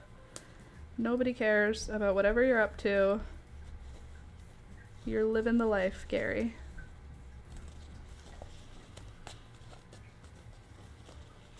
Okay.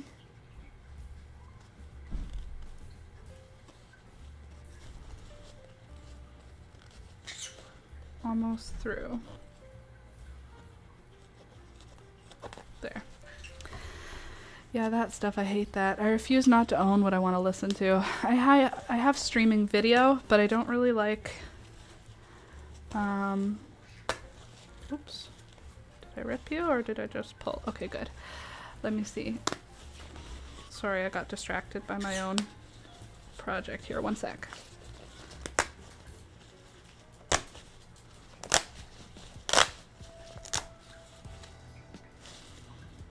Okay. Cool. What are you doing? I'm pulling a hat apart. I love when Gary asks questions. He's so cute. He's so cute. Too bad he's mean. Oh, Beelzebub was nice yesterday, by the way. She was sitting on my shoulder all day being like, give me kisses. Kiss, kiss. It's very cute. It's nice when your birds are in a good mood. Okay, almost through the other side. Ripping out stitching like that is so satisfying. It is. There we go. It's like the fabric is strong enough to handle it. When you're ripping apart stuff and you're worried it's gonna rip the fabric, it's like a lot less satisfying. But this is good, strong fabric. Okay, I refuse to not own what I want to listen to.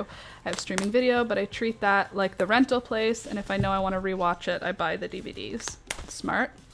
I don't have a DVD player anymore. Ripping out stitching is so satisfying. It very is when you know it's not going to break it, which is how I feel. There. Okay, now we've got it all apart, which is awesome. All right, cool. That's good. Now we've got our pieces. Like, I want to give them my money so I can listen to their stuff, and I guess they just don't want my money, lol. I guess you just don't want it. I'm trying to pay you for this. What do you want from me? I can only pay you if you'll show me the place where you want the money. There. Good, good, good, good. Dancey dance. There we go. All right, now we've got our sizes for everything. That's awesome. Beautiful.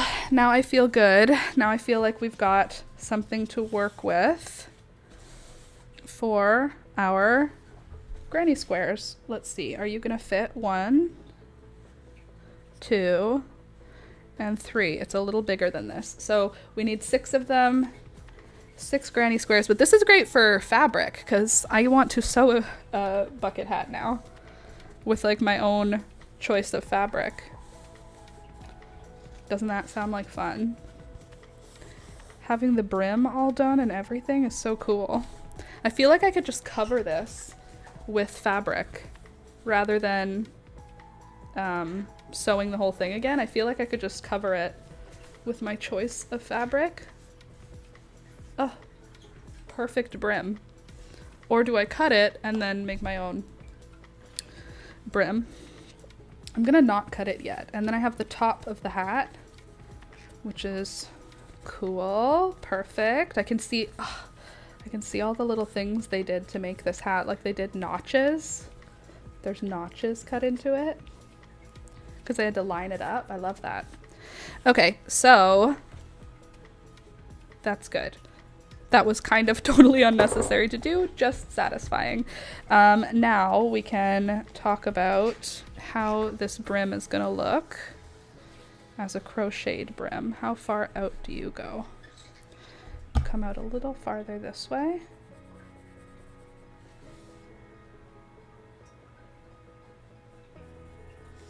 And a little farther this way. I have to buy our camping spot also. That's on my list. I won't forget. I won't forget. Okay. Cool. That'll do. Now, there is going to be a centered disc type piece on this hat.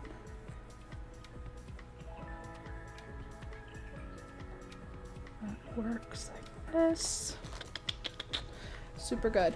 Super good. Very good. Very clean. Very sensible. But how do we make it more floral?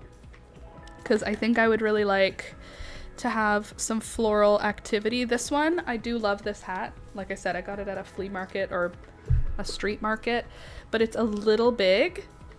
I guess I could add a little elastic channel into this one. That's also an option in order to make it fit just a little tighter. Alternatively, I could add like 2 strings on the back that can be pulled to tie a bow. That might actually work really well. Wow, my ADHD is so aggressive today. Like I'm all over the place with what I'm making. I'm making granny squares for a hat. I have the pieces for a cutout hat, and I want to fix this one. Sorry guys, this is just the way that Wednesday is going. Happy Wednesday. The organization flow is not great today.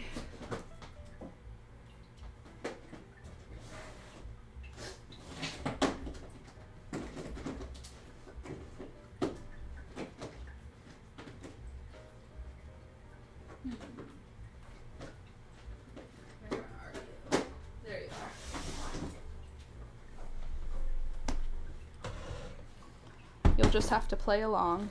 This is what's happening. Okay, so we have 2 options. 1, add elastic into the existing hat. 2, add a tie. So let me see what a tie will look like. Ignore my greasy hair. I have a hair mask in right now. So if I did a tie, I would put it just at the back and have it just pull a little. Or would I want to have that bunch at the front? No, the bunch is at the back. Okay. Cool, cool, cool, cool. It's gonna work out so well.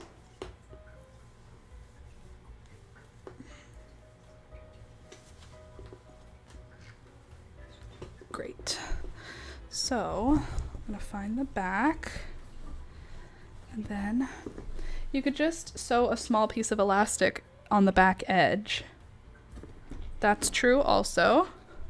Don't you think a bow would be cute though? I guess elastic is probably easier. And I do have elastic. I have black elastic and I have white elastic. I don't have anything green, so that's too bad. I mean, I could add like a little bow on top of it to cover up the... Why is there no end? Here it is.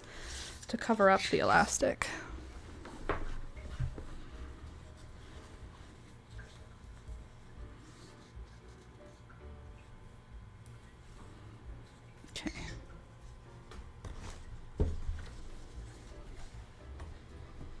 Pretty ribbon.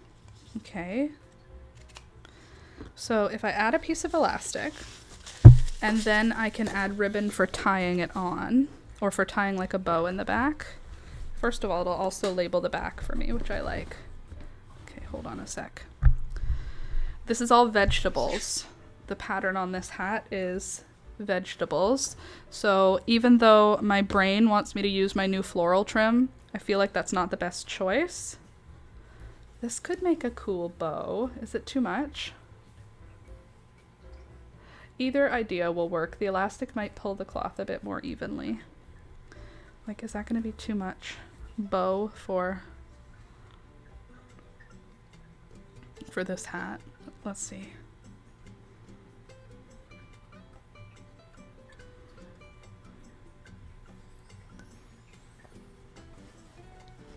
Like, if the hat is on, is that too much? It might be a little much. Let's see what other colors I have here.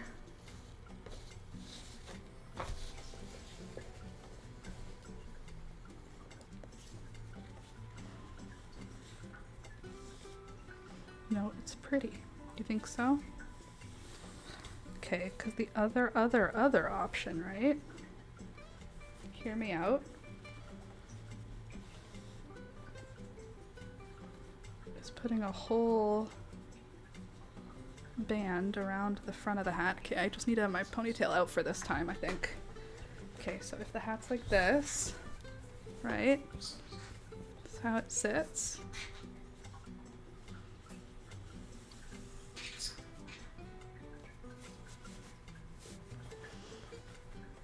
Something like that. Like a band that goes all the way around. holds it in place. Kind of fun. Let's see. I like the band idea. Thanks, Michelle. Excuse me. Sid, I think I gotta go get some lunch. Sounds good. Have a good day, all. You too, Sid. And Marina, my brother found an old knitting book in Russian from the Soviet Union times. It's like a time capsule in a way. So interesting. That's super interesting. An old knitting book to know like what the popular patterns looked like and whatnot. I feel like this one could work. It's a little bit thick. Maybe I'd like it to be a little thinner. Let's see what a little thinner looks like.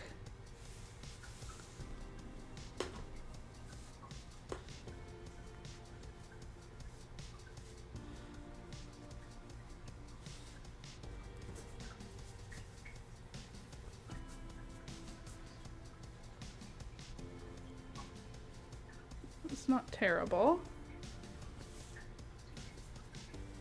Okay. Just a brown bow. Not terrible.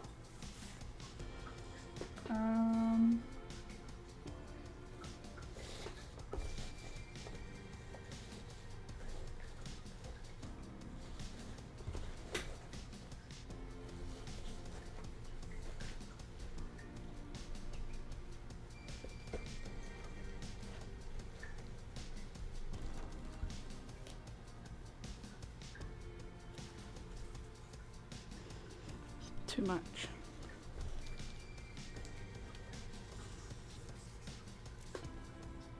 Too much.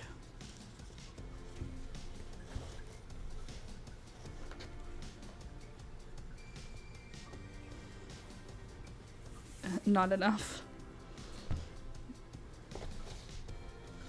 Okay, so maybe we start with the elastic and then move on from there. So much for that. I have major ADD today though. I can tell you that. I can feel it. I can feel it. It's in my person right now. The plain cream color is nice. Yeah, I think so too. The plain, it's kind of like a warm brown, not warm brown, soft beige brown. I think that works. I think that'll be annoying for me to stitch on the whole thing though. Like, I think that's not going to be a fun time. It took me 3 hours to do that by hand last time. I could do it by machine a lot faster. But I think for now, for speed and for, like, my ease of use, what I kind of want to do is... Where did I put my safety pins? Is I want to try having, like, a rough fix, not like a permanent fix, to see how I feel about it before I commit to it, you know? Where did that brown yarn? There it is. So I think what I'll do is I'll take a piece of elastic and just tack it on, not really like, not strongly, just enough that it'll last for a bit while I figure out if I like how it feels with the elastic, because maybe I'll just want to have like a bow to tie it.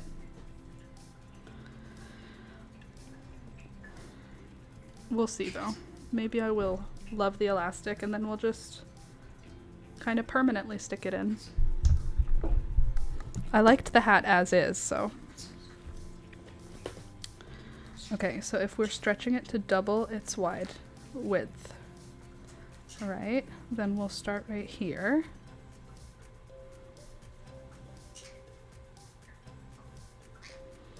Hi Beelzebub, I can hear you.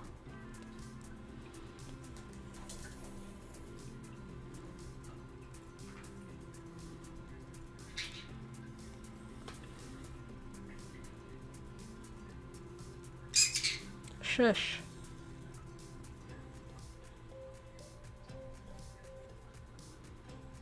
Don't you ask me to dancey dance.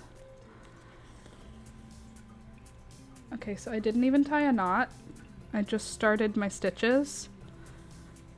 This will be super easy to cut out if I decide that I don't like it this way.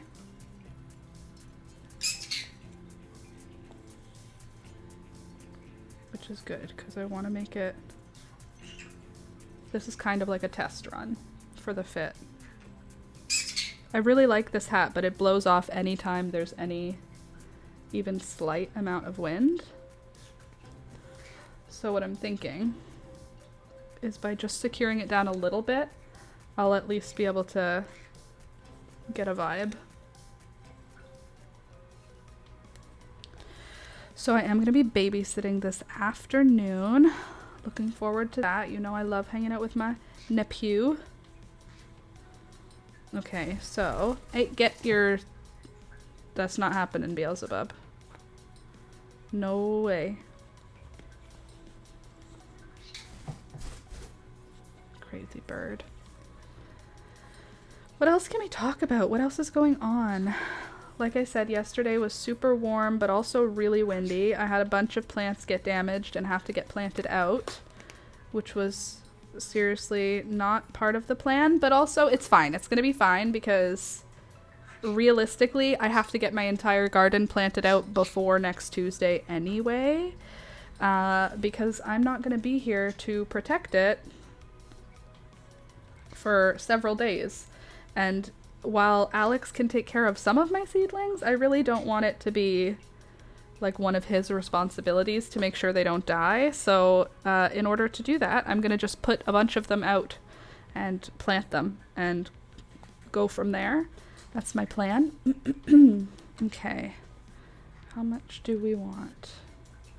We want less than that.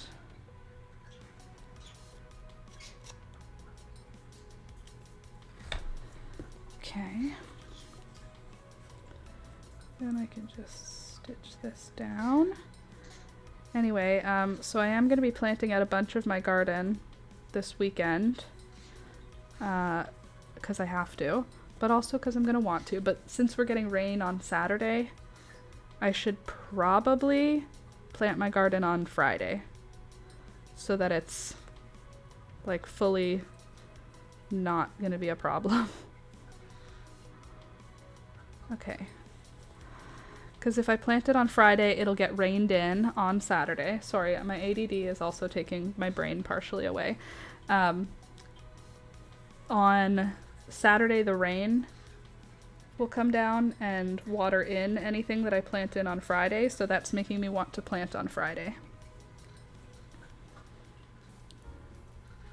And I might plant a little bit before that, but that would pretty much be tonight.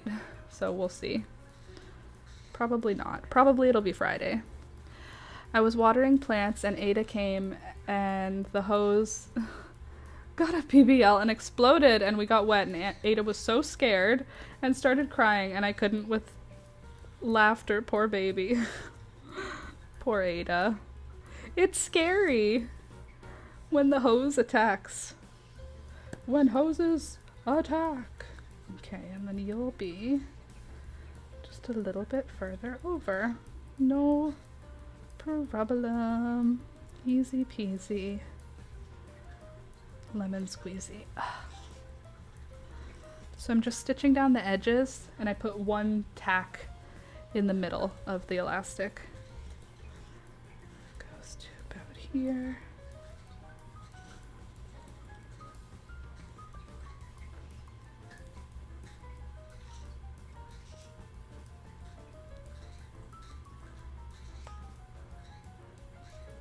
There we go. Alright, last little bit to stitch on and then we can test for fit. Hopefully it fits. That sounds like you guys are... You are! Stop it! Stop, stop, stop, stop, stop! Stop, stop, stop! Sorry, the birds were trying to make little birds. I wasn't paying attention. They're not allowed to do that, and even though it seems harsh to spray them with water, it is for their own good because we don't want them to be doing it. And the hose was moving like a snake. She didn't understand what happened. Oh, poor baby.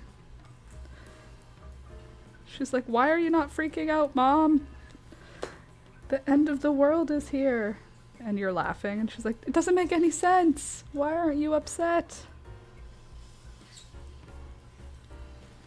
And you're like, oh, Ada, it's fine. And she's like, I don't know, bro, it doesn't feel fine. Feels like the water hose just exploded. Poor babies. They don't know anything. They don't even know ABCs. Okay, I think this elastic should do the trick, at least for now. By the way, good morning, everybody. Nice to have you here. Thank you for coming. Thank you for being here today. Kiss. All right, click the thumbs up button, friends, as you come in and hang out with us. Don't forget to click the like button, okay? Please and thank you. All right, there we go. So that's attached. Now let's see how she fits. Oops, sorry. So it's just a little bit stitched extra. Imagine if I didn't make it tight enough. Okay, that feels a little better. I honestly think it could have even gone a bit tighter, but I can update that, I can adjust. But it fits a little bit better. It doesn't come off quite so easily, which is good. Also, I'll turn it around so you can see where the elastic is. See how it bunches there? It just bunches a little. Cool, cool, cool, cool. We've got one working sun hat, or one working bucket hat now, which is good. To have at least one. Beelzebub is sitting on the cupboard here, or on the shelf, just staring at me. She's like right up here. Those are her feet. All right, good. One thing done. Took out all these things, made a mess, only did one thing. That's okay. It's fine. Nothing to worry about. Let's put away our mess, because we're very mature adults who clean up after ourselves, aren't we, folks? Yay! Let me just put this away. I'll be right back.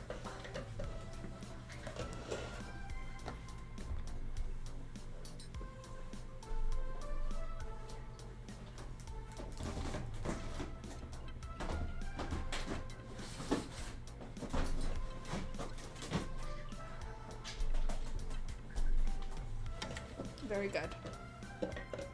Success. We have had success. Can you get off there, Beelzebub? Stop. Thank you. Trouble. Where did I put the sewing needle? Oh, good. Just in my book. Nothing, no problem. Back to where you were located before. Okay, okay, okay.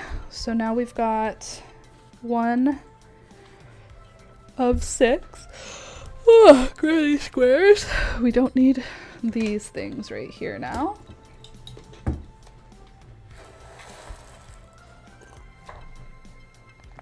Cool down. Rohan, I'm up here. I'm actually very excited about this ripped hat. Now I can use it as a pattern, which is gonna be so fun. It's a little bit bright orange for me. You're fine, Rohan. I promise. Just come up here. This is a peony I still haven't filmed a tutorial for. I will. Okay, and there's blue involved. Okay, so the colors we need are blue, variegated purple, pink. Oh, I'm using pink, and then green.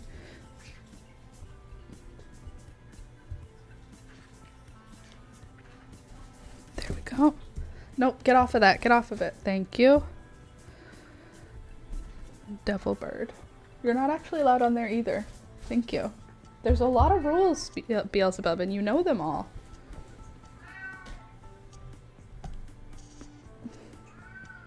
Okay.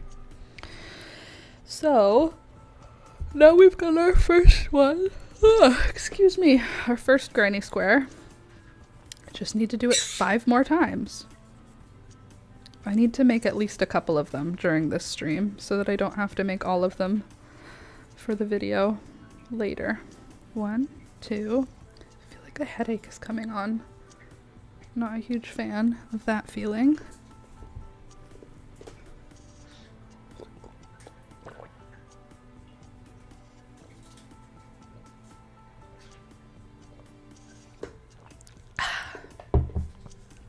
That should help. Same here, going for water now. Yes, I just had some. Hopefully that will cure me. 1, 2, 3, 4, and 5.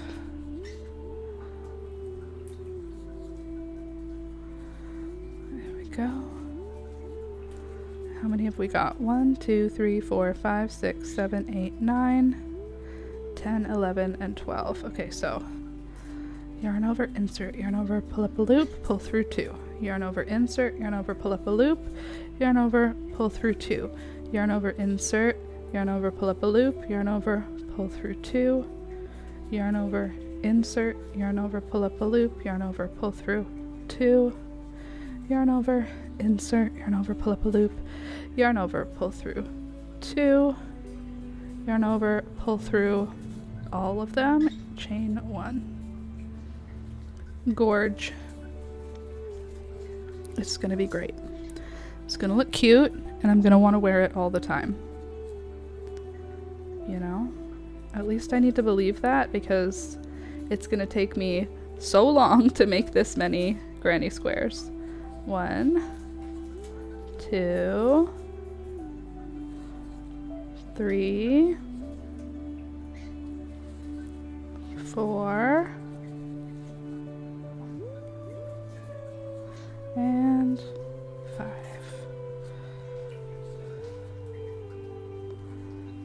And pull through all of them, chain 1. Okay, I think I have one more left. 1, 2, 3, 4, 5, 6, 7, 8, 9, 10, 11. Yes. 12 total. 1, 2, 3, and 4, because our chain 1 counts.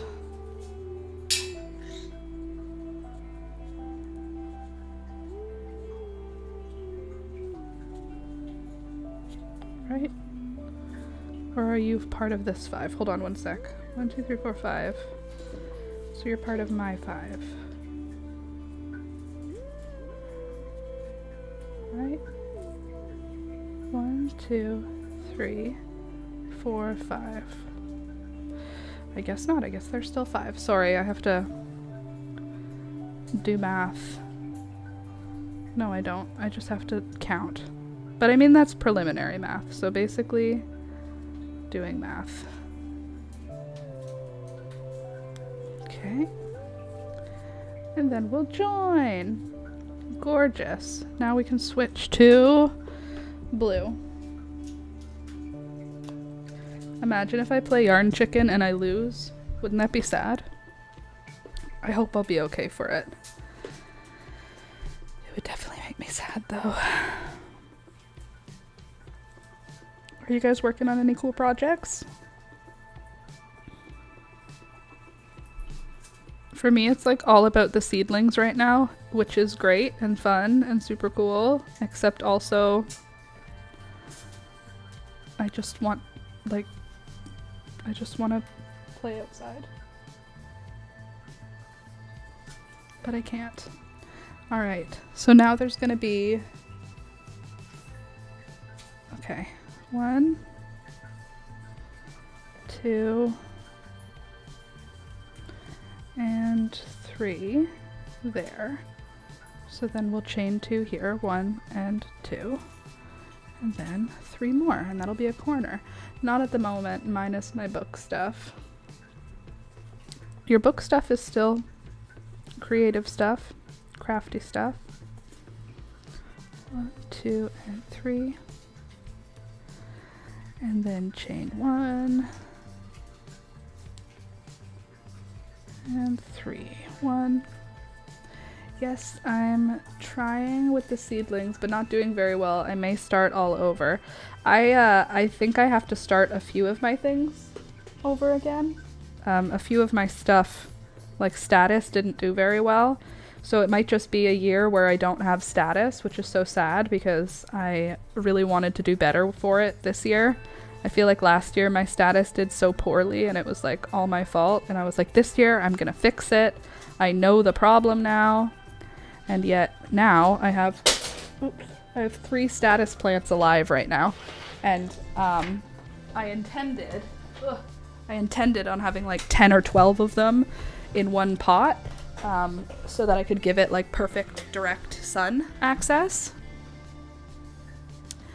And now I'm probably gonna have 0 status, because if I have 3 status alive right now, the chance of any of them getting to adulthood is like low. If I had 10 of them, the chance of 3 getting to adulthood would be alright, you know what I mean?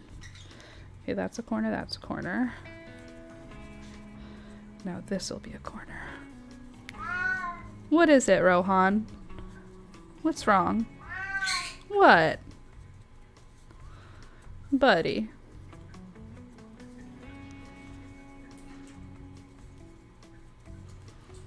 Hi, kitties. Okay, hold on. You are a corner. So straight, straight. You're a corner. Straight, straight, and then another corner. So you're a corner. Straight, straight, and now you're a corner. Okay, good, good, good. You can check out my seedlings in a little bit. I'll show you what's going on with them. But like my candy tuft is gone, fully failed at candy tuft, or candy tuff, I don't know what it is. So I read the back of the seed packet, and it turned out that candy tuft is supposed to be direct sowed outside. So I direct sowed a full package outside. We'll see if any of that comes up. If not, I'm kind of over it, but that sucks. My alyssum is starting to look crappy, like the ones that I started inside. It's starting to look crappy. I had a bunch of damage to my zinnias.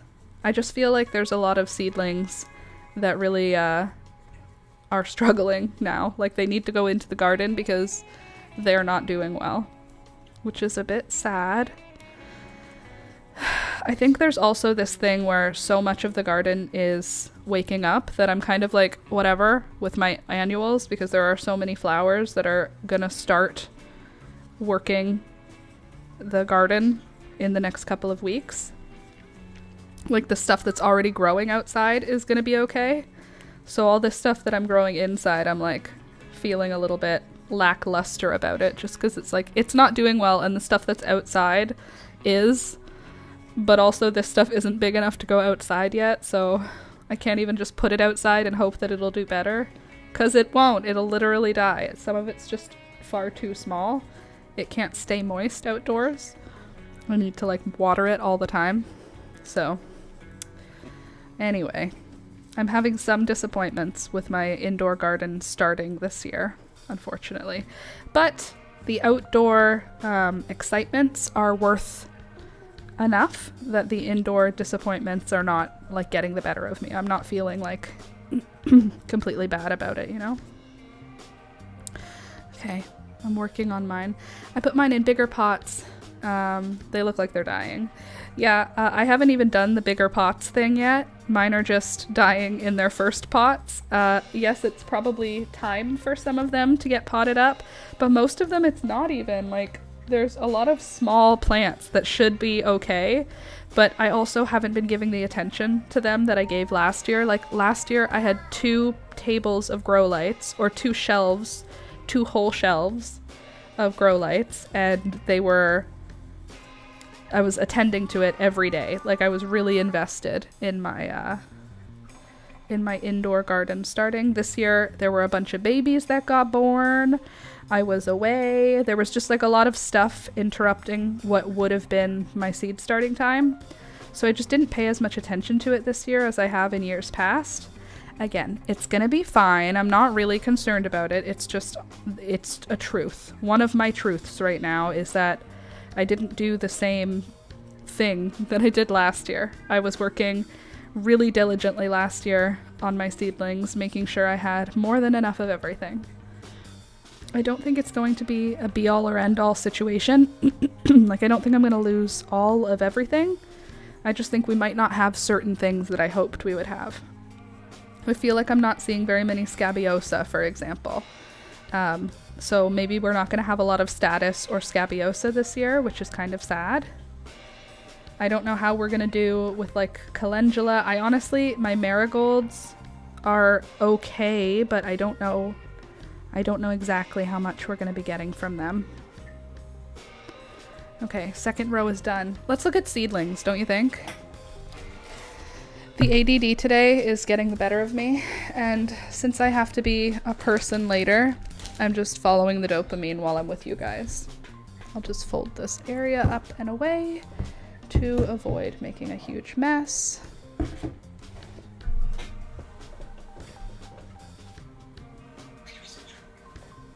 Okay, so there are some things that are doing okay, and there are some things that are doing like nothing.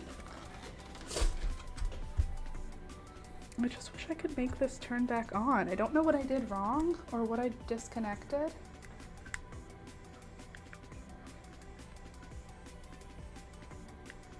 Maybe if I like turn it all the way off.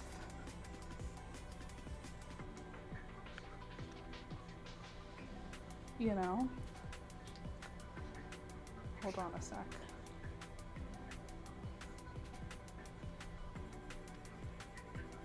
Give me a minute here. I'm gonna make it so you can see. Hopefully.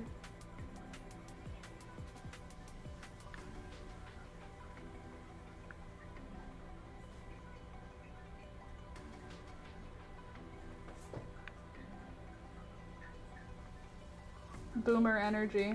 There we go. All right, hopefully that's gonna turn on nicely. Until then, I will talk to you up here so that I can hold up the stuff. So I've got some coleus here. They're doing great. They're still little, as you can see. But we've got a couple of ones that, like this one at the bottom, that could be a cool color. Could be. Could also be nothing at all.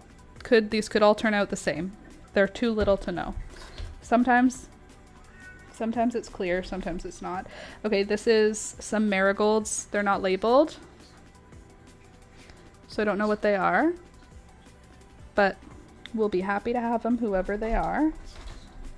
I've got another really nice, maybe a nice coleus. This one right here could be exciting. This one will probably be boring right here. But this one down here, this looks like that could be something exciting. Again, we're only on our first leaves, so there isn't really a way to know for sure just yet, and that's fine. These ones are the Kong Mosaic Coleus. One of them is already coming out as something I'm not going to care about, I can already tell.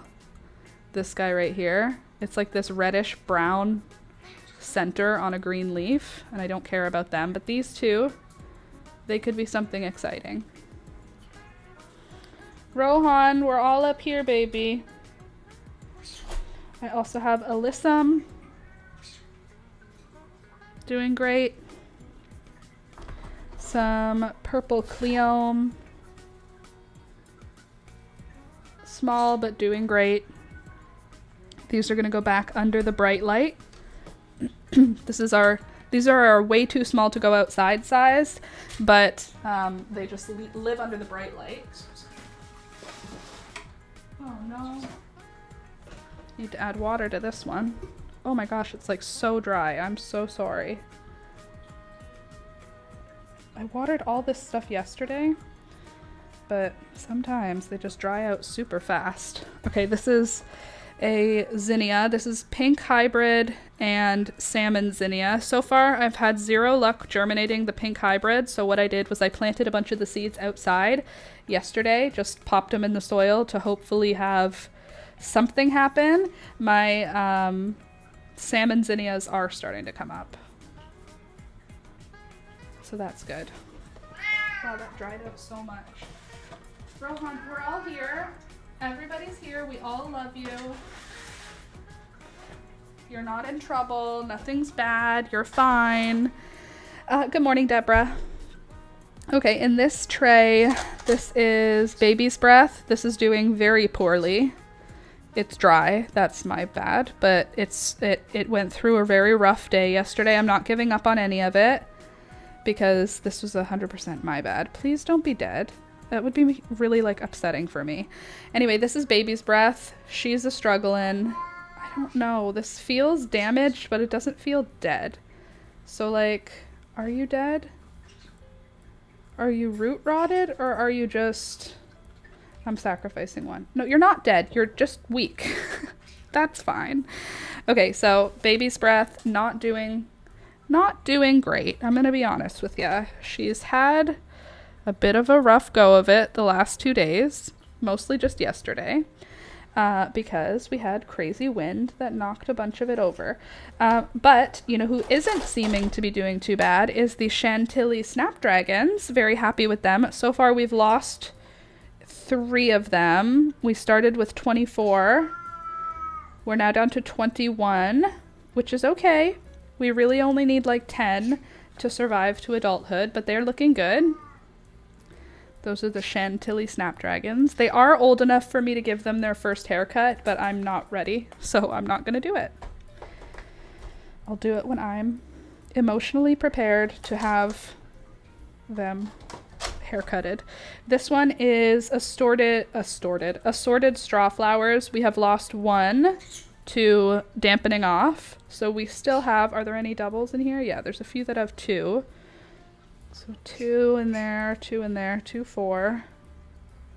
So really we have 12 of them. We have 13 of them. There's 1 missing. There's 12 slots. 2 of them have 2. So we have 13. And they look good. These could probably go outside. Probably these will go outside on Friday before the big rain. Also, we have some really... No, those are not going to live. Amaranth, which got fully just bamboozled yesterday by the wind. It was way too windy to put these outside, but I put them outside. We've got the little ladybird cosmos. They didn't seem to mind getting put outside, but you can see the hoppy red dye amaranth. She was not pleased. She was highly disappointed by the scenario she was placed in. I'm so sorry. I can't do anything about it now. I wasn't paying attention. Next, I have my Alyssum, who is kind of struggling. It's not dying or anything. It's just, it's having a hard time. She doesn't look as happy as she could, you know? But I still have most of the plants. I think I've lost maybe like 2 or 3 plants so far out of this whole group, which is okay. Not ideal, but not the worst. Next, I have my Queenie Lime Orange Zinnia and my Glorious Red Zinnia, and they are both doing super. They also got bombarded with wind yesterday, but we didn't have any deaths, which is great. I don't think we had any deaths. Try and just remove that seed. Nope, doesn't want to be removed. Okay. So my red zinnias, Glorious Red, that's these guys. They are going to be gorgeous. Glorious, literally. My orange, Queenie Lime, Salmon, Orange, whatever. Queenie Lime Orange mix is also looking good. Hopefully that will continue. But there's my second tray. Looking okay. Second tray is looking okay. Third tray is struggling. This guy needs water real bad. These are my castor bean plants, my red castor bean plants. I have 2 of them. They look okay. They're not great. They look okay. They've been better. I've had better looking ones in the past. Okay, next. This tray needs water. Also, not looking my happiest. Definitely, I've had happier trays. I need my watering can. 1 second. Beelzebub, don't touch these seedlings, okay? Don't do it. I'm watching you, girl.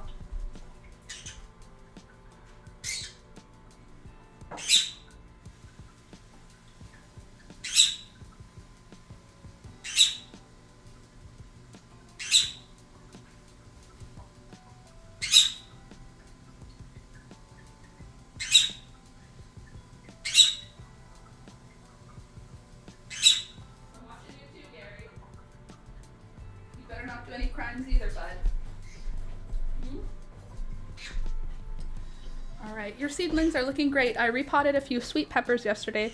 Hopefully they actually produce this year. I hope for you that they also produce this year. I am having really bad luck right now with my Apricota and Zinnia Cosmos. I have one Zinnia, I think. Yeah, I have one Zinnia Cosmo and two Apricota Cosmos. That is just not enough of those colors. I do have some death in my Cosmos right now from the wind yesterday.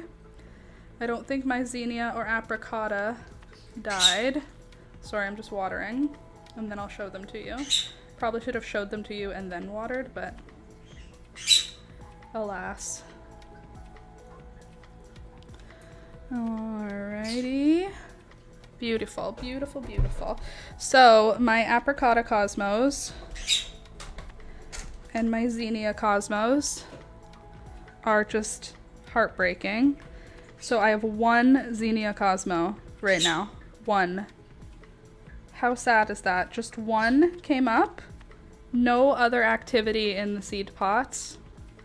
And then Apricota, I have three. Three have come up. That is not enough. I actually need to sit down here for a second and screw with the soil to see if there's any more coming up or if it's fully over. And the next one is White Cosmos, Dazzler Cosmos, and Rubenza. I have 0 Rubenza coming up. So disappointing. I have 1, 2, 3 White Cosmos. 3? Yeah, 3 White Cosmos and 3 Dazzler Cosmos, which is better than nothing. I'd rather have Cosmos than not enough, or I'd rather have some Cosmos than none. But like, what do you mean there's only 3 Apricotas right now? I was hoping to have like 12 Apricotas, and I don't have 12. So let's take a second here, grab something to poke around the soil, and poke around to see if there's anything coming up that I haven't seen yet. I think the Rubenza is fully just a disappointment this year, though. So just so sad. It was so pretty last year. Yeah, 0 germination. Okay, what about a Zinnia Cosmos? Anything in here? Nothing? Like, I didn't plant these deep, you know? They should come up. That sucks. 0 luck. The Zinnias. I'm so sad about that. I really loved the Zinnia Cosmo last year. I'm just gonna add a little more soil to this other pot. So sad. Okay. So that's a no. How about with the Apricotas? Oh, you guys can't hear me. I'm sorry. Where did the original seeds from them come from? They came from an Etsy shop. Sorry, I got distracted by what I was doing. Okay, I'm just checking if there's any germination happening here. No, but I did just see a seed. That's a good sign.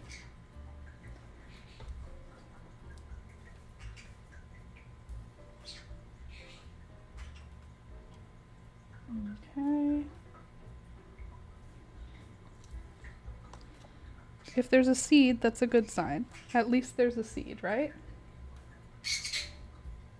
Okay. This one, we have 1 coming up.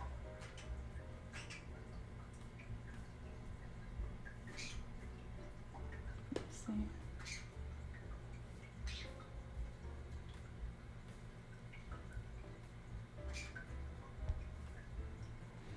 Sorry, I got distracted. Okay, no germinating at all. Great, love that. Love that for us.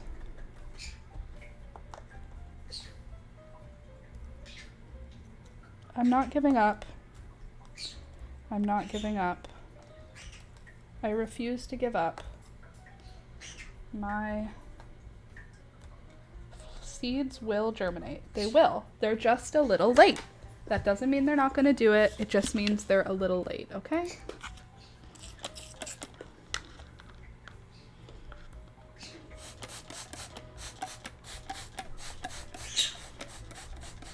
I'm just going to spray the top of the soil down to make sure that it's nice and moist all the way down. See, what I want to do is cover this up to keep it moist, but then the existing cosmos in here will die because they will rot. But, like, how am I supposed to work around that? Other than pulling out the ones that are older first and then, you know, trying to make that work. Okay, so now those are watered. Hopefully we'll have life. Oh gosh, what are you? Summer Dreams. I've lost a Summer Dreams Cosmo, unfortunately. It appears to have... What am I looking for? It appears to have broken in the wind yesterday, which is such a bummer. Has such good strong roots on it. How about you?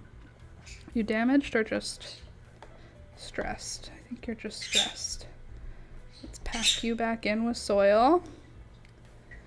Sorry about the mic there. Got a little distracted. Okay, so for my, what do I have? Picotee Cosmos. I have 1, 2, 3 Picotee. I have 1, 2, 3, 4. I have 4 Picotee Cosmos.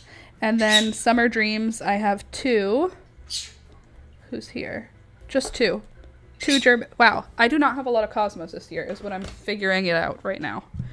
What we're learning here together today is that I do not have a lot of Cosmos, and that is making me a little stressed. It's probably fine. It's probably fine. These are so thirsty. They already drank all the water I gave them. We'll give you a little top water, just because you drank all the bottom. Beelzebub, why are you saying Beelzebub? She's in the kitchen just saying, Beelzebub, Beelzebub. That's your name, girlfriend. Okay, maybe we could transplant stuff that needs to go outside into better pots. Let me see, what's the weather today? When's our next rain? Excuse me. Tomorrow. Okay, we're getting rain tomorrow. And it could happen all day. Today is going to be cloudy until 1, and then it's going to be sunny. Okay, so I actually shouldn't plant stuff out until later today. But Thursday, Friday, Saturday is rain, so this evening is a good time to plant. You know? So maybe we should put together a tray of things that can get planted to plant tonight. You know? Might be an idea. I'm looking at my stuff, seeing what could go in today. If it's gonna rain tomorrow. All right, well, let's put this aside for now. This tray, because it's now been watered, at least. Doesn't look great. It's not my best tray, I'll say that. I have nicer trays to look at than this. You guys can just slide in here. Good. All right, last tray. Also looking hella thirsty. I think this one's not even planted. One of my containers here. All right, so I've got my, what are you called again? Firecracker vine. I've got my Morning Glory. Looks like it's ready to go outside. Status is looking ultra sad. Scabiosa looks super disappointing. Alyssum. It's seen better days. And I have a pink Cleome. Wow, it's not great. It's not looking great over here. This tray is not my best tray either. So this one is my Assorted Scabiosa and Dark Night Scabiosa. It looks like I've got some dying off happening in this one. Bummer. Not the end of the world, but not my favorite part of it either. Next, I have Sunrise, Serenade, Morning Glory, Firecracker Vine, Pink Love in a Mist. But really, I don't think there's any Pink Love in a Mist here. I think this is just Candy Tuft. And I think that's a Status. So I don't think we had any luck with the Love in a Mist this year, but there's this heart-shaped one is the Morning Glory. This guy here is the Firecracker Vine. I'm going to search if it can handle going down to like 5 or 6 degrees, and then if it can, I will put that one outside. Also, Status here and one pink Cleome, a second pink Cleome has hit the tower. There is the Status, looking pretty sad, looking pretty disappointing. The Alyssum, I've lost one to dampening off, which is okay. There's the Alyssum.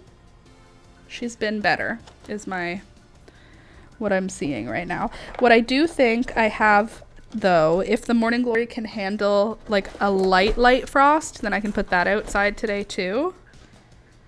I don't think the Status can handle very much. Status is pretty wimpy, unfortunately. But I think that if I can check what the Firecracker Vine can handle, that might work. What I could do, I have this empty tray. I could transplant some of the stuff that's bigger into this tray. Some of the stuff that we were ready to plant outside, you know? You know? Like the vine and other such things. Let me put this under the light. Ugh. And let me bring out the ones that we can transplant out, like the Dazzler Cosmos and the White Cosmos. Sorry about me being away from the mic a bunch.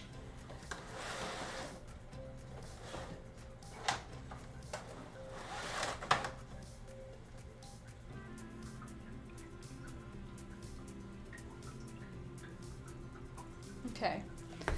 So we could plant out today a grouping of cosmos, but what will be of those cosmos, what will happen with them, I do not know.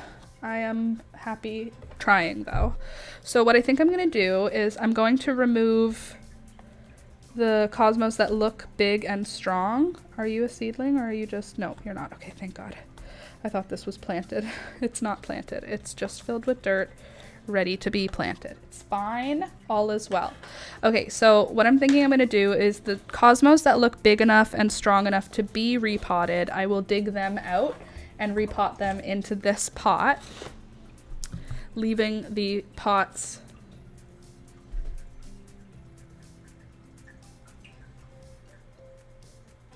Is that what I'm going to do? I feel like all of these are ready to go out and I could just plant more, you know? So maybe I plant all of these ones out. Unfortunately, we've lost most of our summer dreams. That's all right. But what I can do is I can do, like, I have an idea. Just let me cook, okay? Let me cook. We've got Picotee and we've got Summer Dreams. We've only got one Picotee, but we have two white. So we can put the white in front of this Picotee, and then we can transplant the white ones. Bada bing, bada boom, no problem. Pretty sure there are 3 white ones.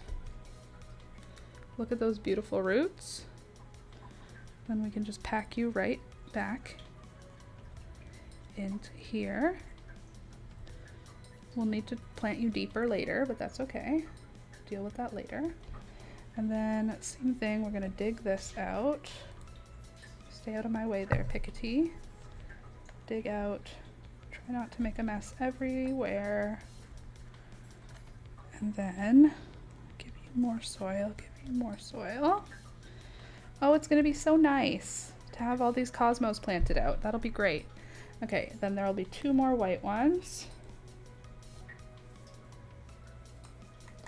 Good. Super large and in charge with good root systems. We'll just pack that one in there. Label those ones as white. What I'm trying to do is just create an entire seed tray that's ready to get planted out. So I'm pulling out some of these ones from other trays that are ready. This one is Dazzler, which is purple, I think. Purple or purpley fuchsia. Something like that. Good. Oops.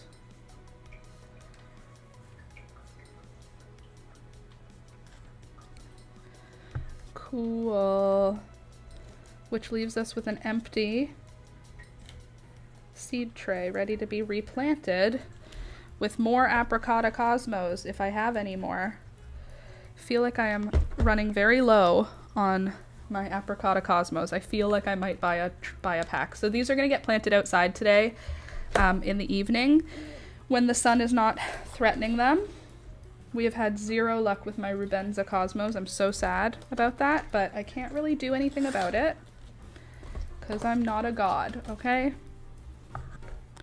Even though sometimes I feel like I am because my seedlings germinate, sometimes I can recognize that I'm not because my seedlings don't germinate.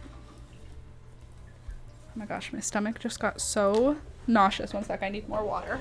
And also so do my plants. Please hold. Don't go anywhere.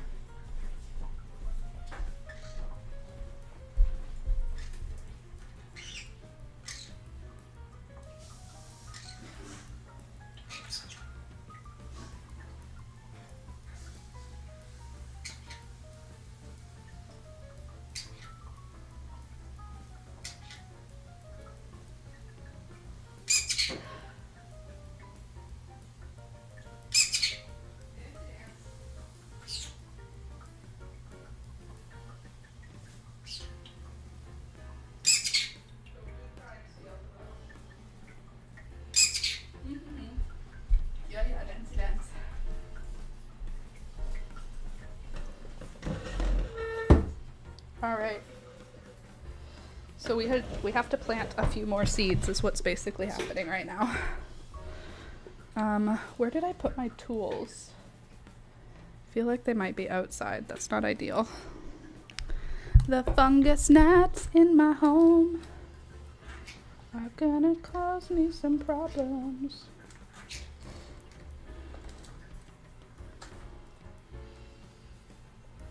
I think I got my phone working, by the way. So I'll just get dirt on every single surface in my house so that you can watch what's happening, okay?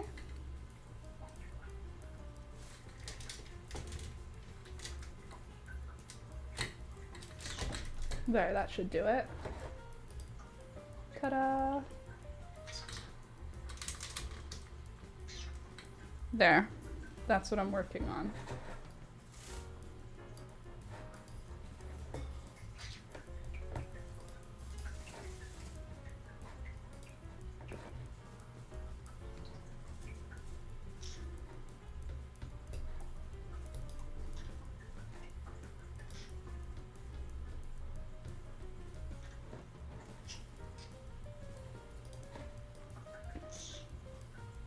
There.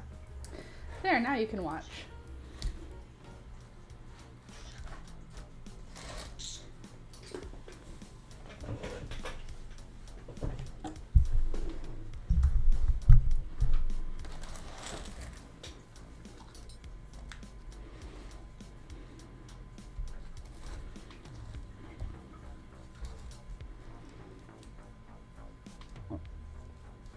So this will be where I start my next attempt at Apricotta Cosmos. If I have any left, because I genuinely do not know if I have any left. All right, so that can go there for now. And then we can fill this one up with the remaining soil.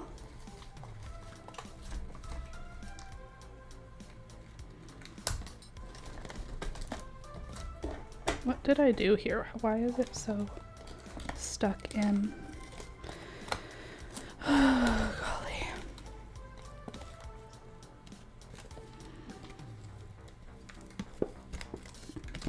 I think I'm also not as stressed about the garden and the failings of it because I know that, like, in the worst case scenario, I can just buy some.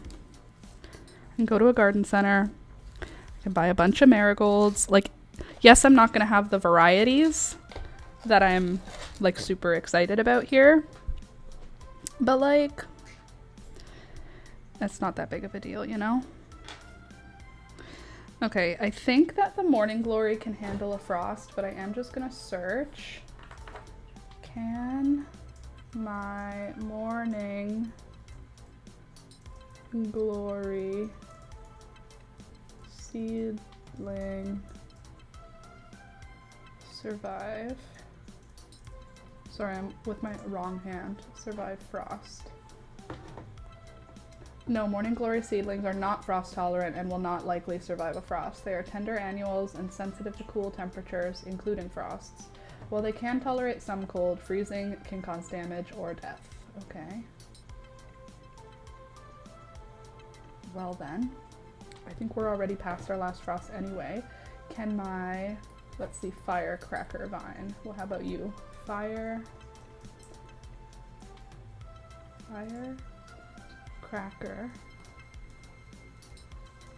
vine.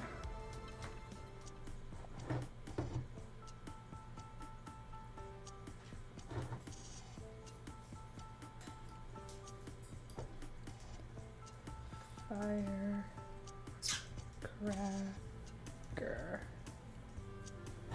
Why are my E's turning as 3s? What did I do?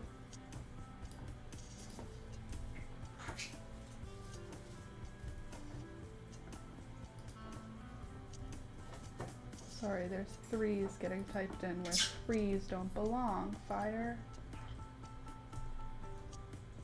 Firecracker vine seedling survive frost. The number 3 is getting put in where I didn't ask for it. Okay, cool. No, a firecracker vine is not frost tolerant. Okay, so those are not getting put out today then. Fine. Well then. So much for that. I guess this is staying as is. Kind of ugly. But that's fine, I guess. These are not frost tolerant. So they will go back into the light. Okay, who's next? Who can go outside? You can go outside because you just aren't needed. This is, wait, are you a, oh, maybe you are. My bad. You stay inside, you're just a baby. Okay, who else can go outside today? This guy, who are you? Cosmo. Your little ladybirds, Cosmos. I feel like you could go out. Can my zinnias go out? They seem a little small to go out right now. Snapdragons, strawflowers. I feel like the alyssum could go out. It just looks like it's so sad indoors. I feel like my alyssum, it's just not wanting to be inside anymore. I could up pot them so that they're individually in a pot. No, I'm just gonna put the alyssum outside today. Okay, alyssum goes out, cosmos go out. Who else can go out?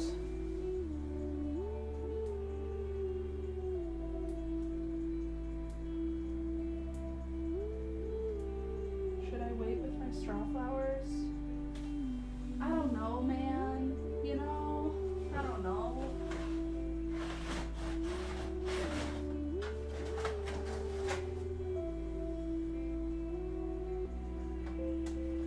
My baby's breath is looking so sad, but I don't know what she wants from me.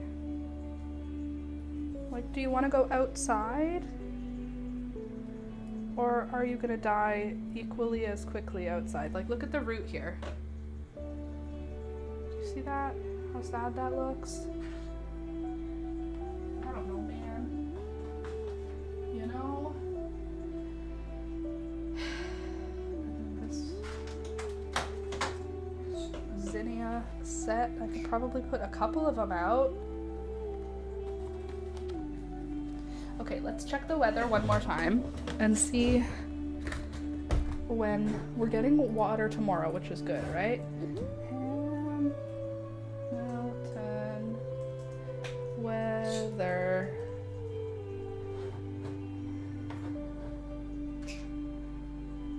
Like, we're above 5 degrees at night now. So it should be fine. Right? The lowest is 6.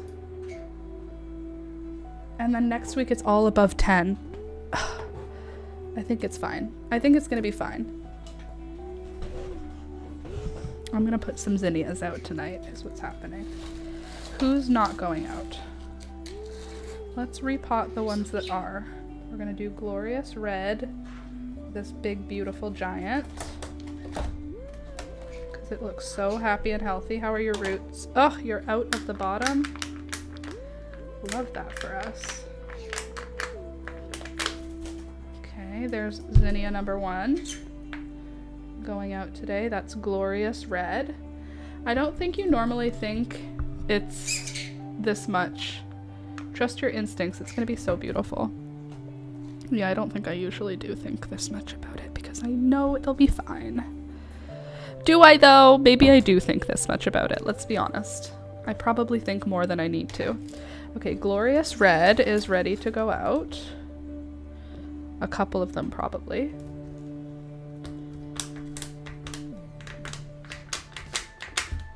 I can't wait to see how they all sort of explode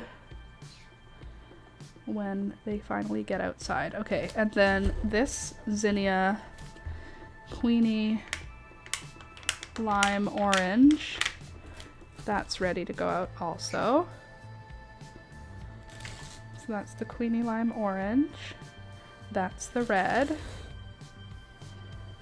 I know a lot of these look pretty good to go out. I need to put my purple heart somewhere.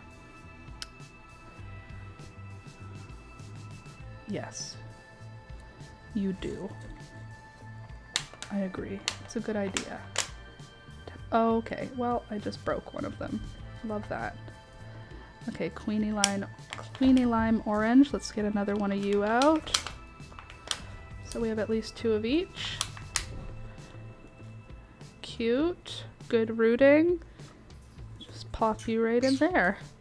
All right, wow. Zinnia Queenie Lime Orange. 2 of them. 2 of the red. Glorious Red. Let's do another. Glorious Red.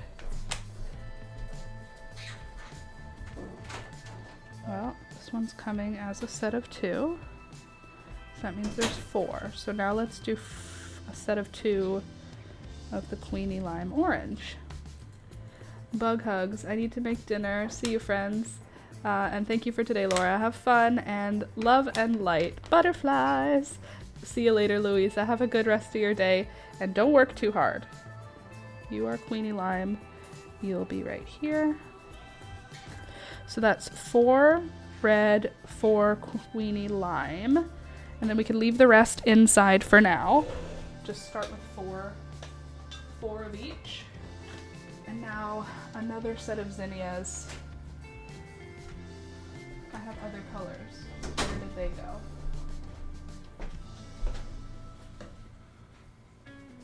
Oh, here. They just look so sad. Hello. Ask me for a favor. I really don't want to. Don't want to? Is that okay?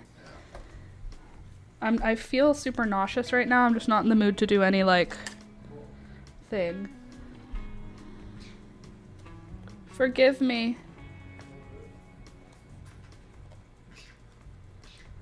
I cooked such an epic lunch yesterday. He wants me to cook him lunch.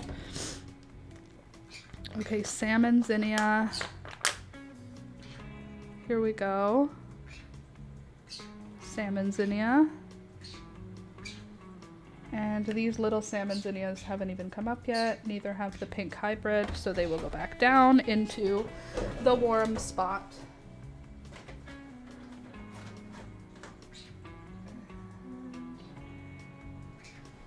I think the marigold could do it. I think the marigold will be fine outside. I think that one's big enough. Can go out now. I think that's all that I'm ready to plant out today. That'll be 3 trays of seedlings. Oops, going out today. Okay, and then you as well. And now in here I'm gonna just plant Apricotta Cosmos, but I'm gonna first just wipe my spot down. 1 second.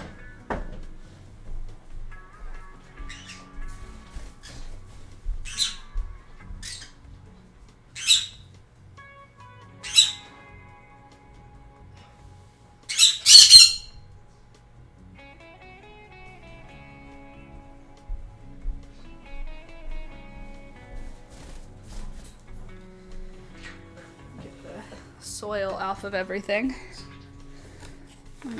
Okay. And then we can plant our apricottas as just a backup in case all the other ones we planted don't work, which is unfortunately possible.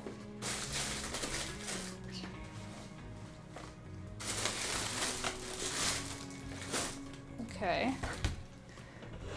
Are you here? Maybe. I think you might be put away though. Yeah, you're not here. No, go away, Beelzebub. Go on.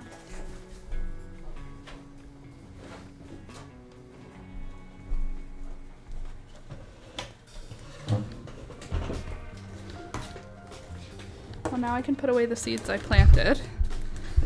Okay, Apricotta, it's your move, bud. Okay. Well, that was a mess. Oh, good. I still have quite a few seeds left. Just get all these seeds that fell.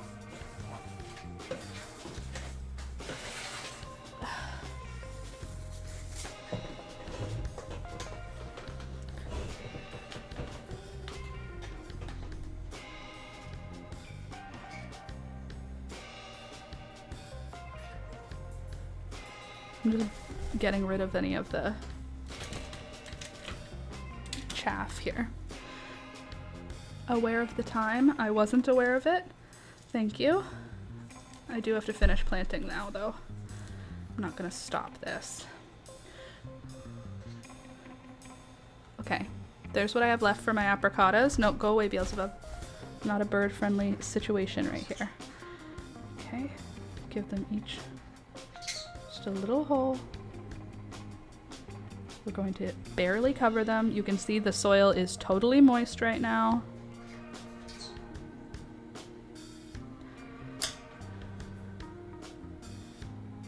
And I'm just gonna do one seed in every hole. That way I can actually test my germination, because I know we should expect 12 plants from this. I don't think we can expect 12 plants just because my germination with these has been quite low. But at least we'll know how many we should hope for. No, Beelzebub, go away. Nope, get off of that. Off, off, off, off. Thank you. Good girl.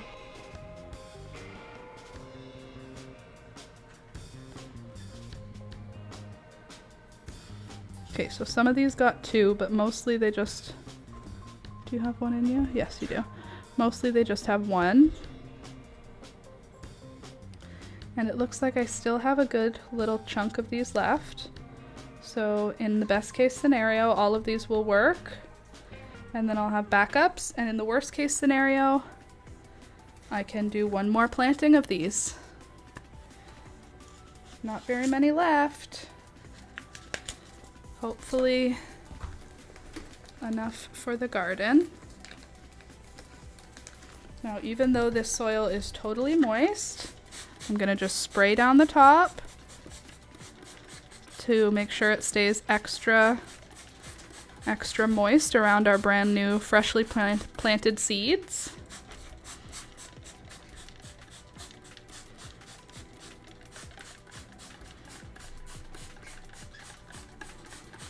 There we go. And now these seeds will get put into a container with a lid to keep the humidity in. I heard one fall earlier.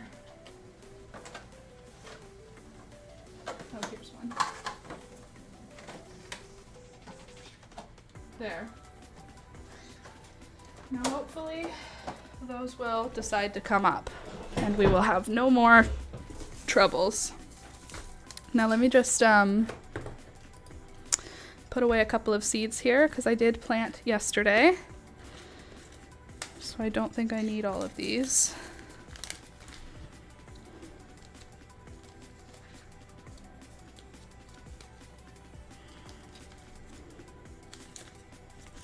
Oh, I planted 4 o'clocks yesterday too. I soaked the seeds for a couple of hours and then I planted them out. I also planted out a full packet of alyssum. I planted out some shiso, which is good, exciting, pretty.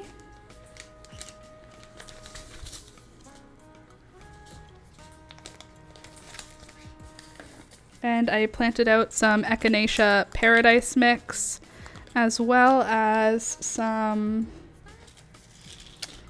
who did I plant with the Echinacea? I planted the other one. You know. You know me. You know what I'm talking about. Oh, okay, water is dripping off my table onto my leg.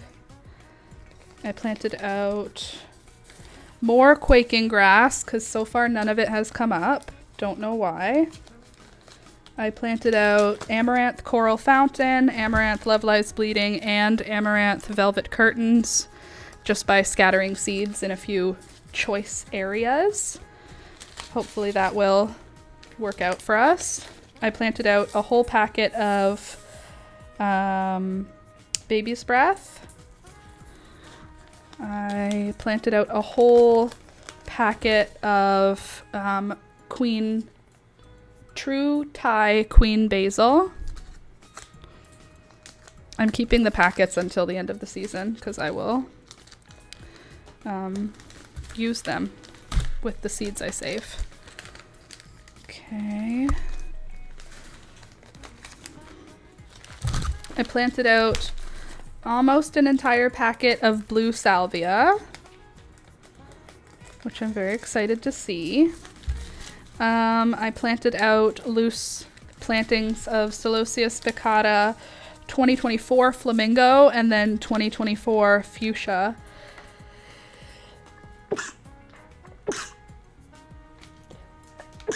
And then I also planted out a full packet of white gomphrena. So hopefully we'll have good luck with those. If we don't, it's gonna be fine anyway. But now we've planted a whole other tray of Apricotta Cosmos, so hopefully we will have good luck and the rest of the Apricotta Cosmos will come up, and they might be a little late, but that's okay.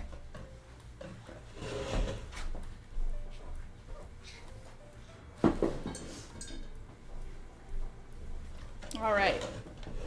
So I think that's it for today. We're all watered.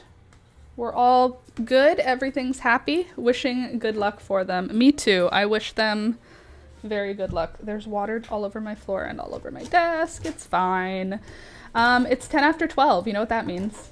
The day is done. Or at least the live stream part of the day is done. I hope that you guys enjoyed hanging out for the live stream. If you did, don't forget to click the thumbs up button. It helps the channel grow, and you already hung out with us for like 3 hours, so I think it's worth it to click the like button. If you've already clicked the like button, I appreciate you. Thank you so much. Leave a comment later if you're feeling like it. May they all do wonderfully. Have a great rest of your day. Thank you so much, Deborah, and thank you, Candace. Hopefully they all do very good and they all survive. But what was I gonna say? Oh yeah, I'll be back on Friday. The video that came out yesterday is for this. It's my very favorite go-to handbag now. It's a crossbody satchel with a pocket and a button and a flap over the top. It's very pretty and it's very interesting. And if you're interested in seeing it, it's on my channel. It's live. It's a tutorial I made and it's ready for you to watch. So if you're into it, go ahead. If not, that's totally okay. I'll be back on Friday because I live stream. Say it with me now. Mondays, Wednesdays, and Fridays from 9 a.m. until 12 p.m. Here we are at 12 p.m. on Wednesday. So I will see you at 9 a.m. on Friday. Thank you to everyone who's supporting the channel this month. You guys are awesome.